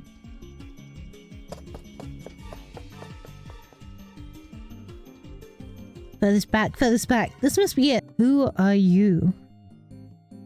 My name is Scoops. I started working here last week. Noted. He looked away, disinterested. You're looking for Luciole? You found him. What do you want? The Manège is broken. The director needs you right away. Broken? That's impossible. I inspected it just last night. Could you come with me, please? The director says so. Luciole reluctantly picked himself up and collected a box of tools. He left with a sigh. I hurried after him.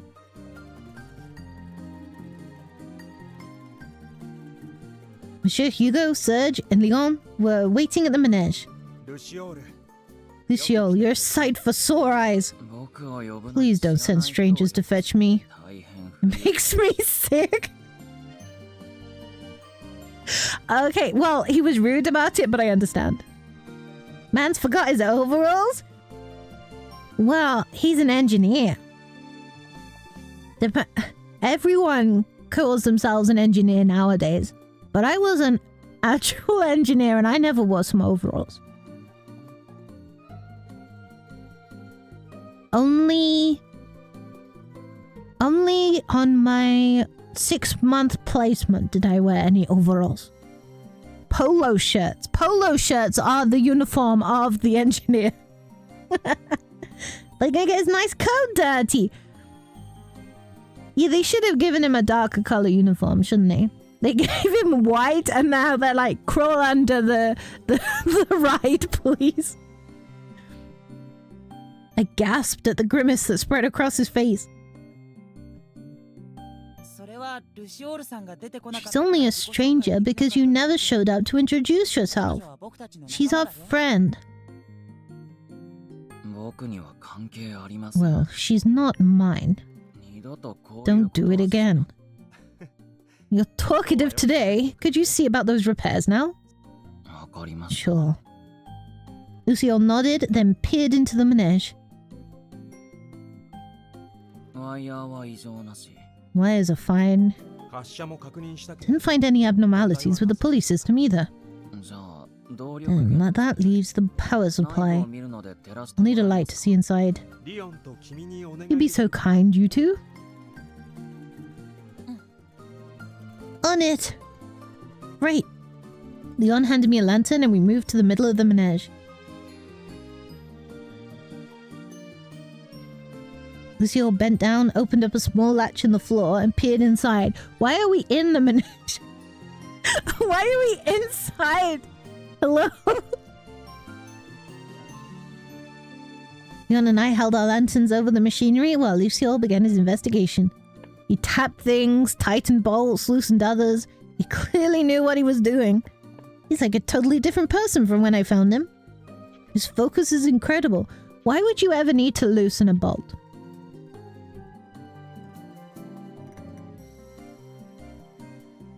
Maybe,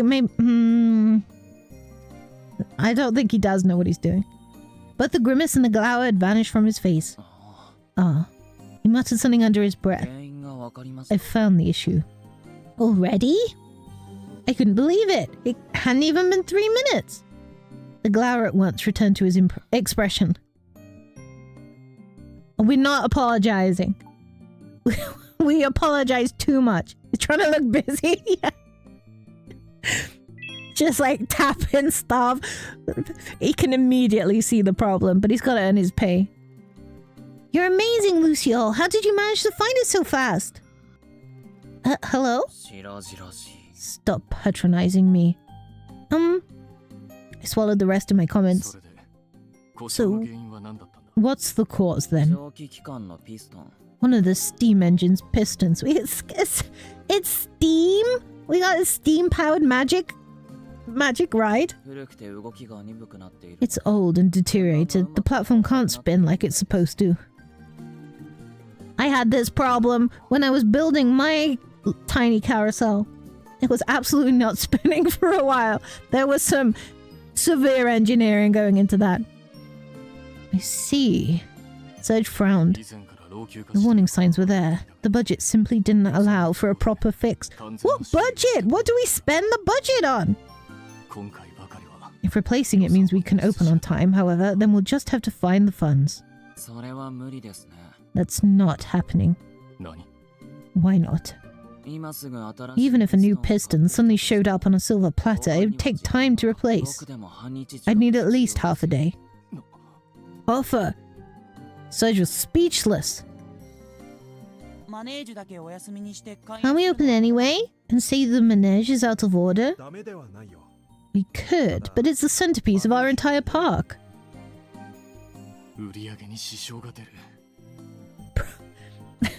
Profits would suffer. Rain clouds seem to gather over Serge. Is there nothing that can be done? I don't know what to tell you. I'm a mechanic, not a miracle worker. What are we going to do? A gloomy, contemplative silence fell over everyone present. Profits would suffer, but not opening means minus profits. That's what I was thinking! He's not very good at business. He was just forced into it because he can't leave. I have it. I'm sure Hugo's eyes darted to me. Magic is the answer. What? 魔法でピストンの動 A bit of magic would surely be enough to make the piston hold for a day. Well, this sounds risky. それは I don't know if... Do you think I can do it? I'm practicing every day, but I've never actually tested it on anything before. I'd love to use it to help you all, I'm just not sure. I wasn't even remotely confident in my abilities. In fact, my understanding of being a witch was so poor that I couldn't rightly say whether I'd even awakened anything at all in this past week. 大丈夫 Not to worry, I know you can. 僕は No. Lucio suddenly spoke up louder than I'd ever heard him before. 魔法は危険 Magic is too dangerous, no one should use 大 it. 掛かりな魔法ではないし It's only on one little part, and we don't even know if it will work. What's the worst that could happen? 絶対にやめる No one. そう言われてもね You reasonable. とにかく So we're exploding the manège. Said what I said. Lucio pressed his lips together into a tight line. The director went quiet for a moment before turning to him again. 全ての決定権 Ultimately, the decision is mine to make. 俺にある I apologize, but we're going ahead with this plan. 勝手にしてくだ Said さ my い piece. Lucio moved a ways away and plopped down on the ground. He pulled his head down tighter, cloistering himself away into his own little shell. 少々 I understand, dude, I understand. 見せてしまったね I'm sorry you had to see that. Lucio can be difficult at times, but he has his reasons. I don't like having to invoke authority like that. He smiled weakly. さて Now, back to the matter at hand. 君の魔法 I want you to use your magic and make the manège spin. It's taken off. We're gonna spin it too fast. All I ask is that you try. Whatever happens, happens. I've only been here for a week. I really might as well be a stranger. But I want to be useful. I want my magic to be worth something. That's why I came here. I nodded, resolved. I'll do it. 頑張ってね。 Ganbatte ne. Thanks. I returned the lantern to Leon and looked hard at the manège. I took a deep breath. そう Good. Relax your body. Concentrate on the power within you. I'm trying. Shut up, Hugo. I closed my eyes and a pale light appeared before me. There was magic in me. All I had to do was focus and gather マ it. ネージは The piston can't move on its own. It needs your magic to help the platform turn again. さあよくイメージして I used to play a game called Arcanum, so mixing magic with steam engines always makes me wince. Or does bad stuff happen with it? Picture it in your mind. I know you can do it. Focus my magic into the piston. The light coalesced into a point. I spent a long moment slowly and carefully feeding it into the machinery. It was done. The light enveloped the manège. It was warm to the touch. If everything went right, that should do it.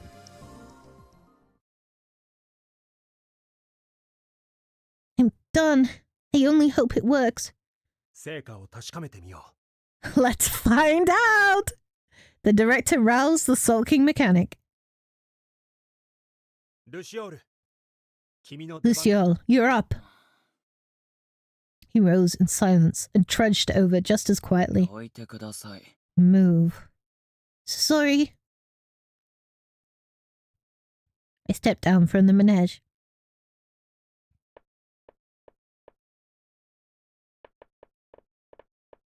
Luciole worked around the platform, feeling various places and scanning here and there. He's just making it up. what is he doing? あれが整備士の仕事 His だ job. 魔法がきちん He's とかか checking って to い see る if the かどうか magic is functioning properly. Wait. Is he a mage too? What? Luciole can see magic? そうでないと He wouldn't make very good mechanic for a magic amusement park otherwise. Okay. Whatever he's doing then is some esoteric nonsense. We'll trust him. He maintains them not just physically, but magically too? That's amazing. Luciole stepped off the manège. 結果はどうだい How does it look? He then flipped one of the switches. The manège began to spin. 見ての通りです You tell me. Oh, well, it worked. 開演に間に合った And before opening time. Thank goodness. A weight lifted from my shoulders. I really did something with my magic. I help people. ありがとう。 Thank you. You are a witch among witches. I don't know about that. I had a lot of help. ほら見てマネージが Look! Look! The manege is moving! 修理できたのか You fixed it? How'd you manage that so fast? Clara and Kriya came running up upon hearing the commotion. 彼女が魔法で直してくれたんだよ。 She did it with her magic. は Huh? Yeah, right. Must have been a fluke. ちょっと Will you stop, Kriya? Don't you have a single nice bone in your body to thank her with? まあ助か Fine. I guess she did save the day. Kriya looked away shyly. That was all I needed. I'm glad I could help. つうか Don't let it go to your head. No one gets a gold star for doing what they were hired to do. I know. I suddenly realized Luciole had vanished. Glancing around, I spotted him heading back towards the tents. Oh, don't chase him. Don't chase him. He's gonna hate that. Please let him go. No! He wants to hide away. Let him go. Luciole! 何か What? He turned around slowly and reluctantly. I just wanted to thank you for checking the manege. I've never used magic before, so I'm glad you looked it over first. 僕は指示に Just 従っただけ doing my です job. He promptly trudged away. My voice trailed off as each long, dragging step carried him further. Why were you so against what I did? Luciole didn't stop, but apparently it heard me. あなたには関係 None of あり your ません business. With that, he was gone. Luciole.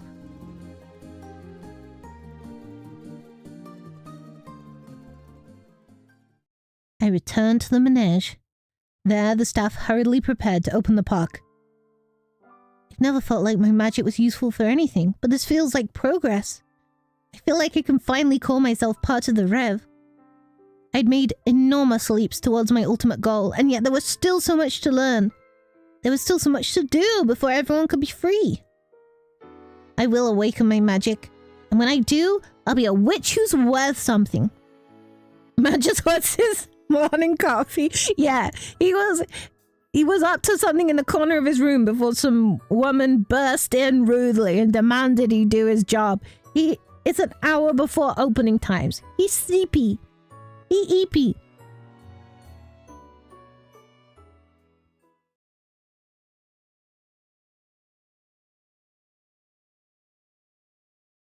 Oh no, we were on Hugo's route!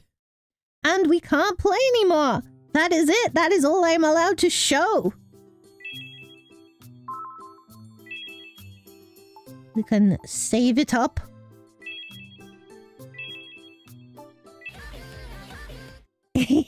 Thank you. The rest I have to play on my own. Good job, Scoops. I had fun. That was a lot of talking, though. Let's go here.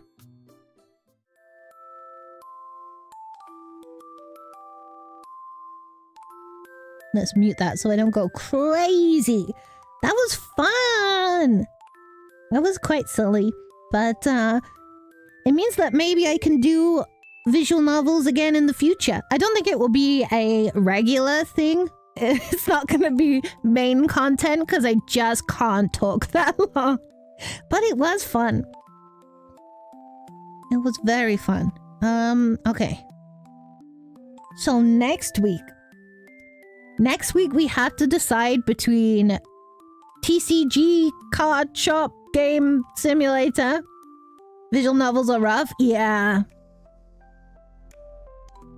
And it's kind of, I don't know how easy it is to watch when I'm speaking the game and then I'm speaking my own thoughts. It must get a bit confusing.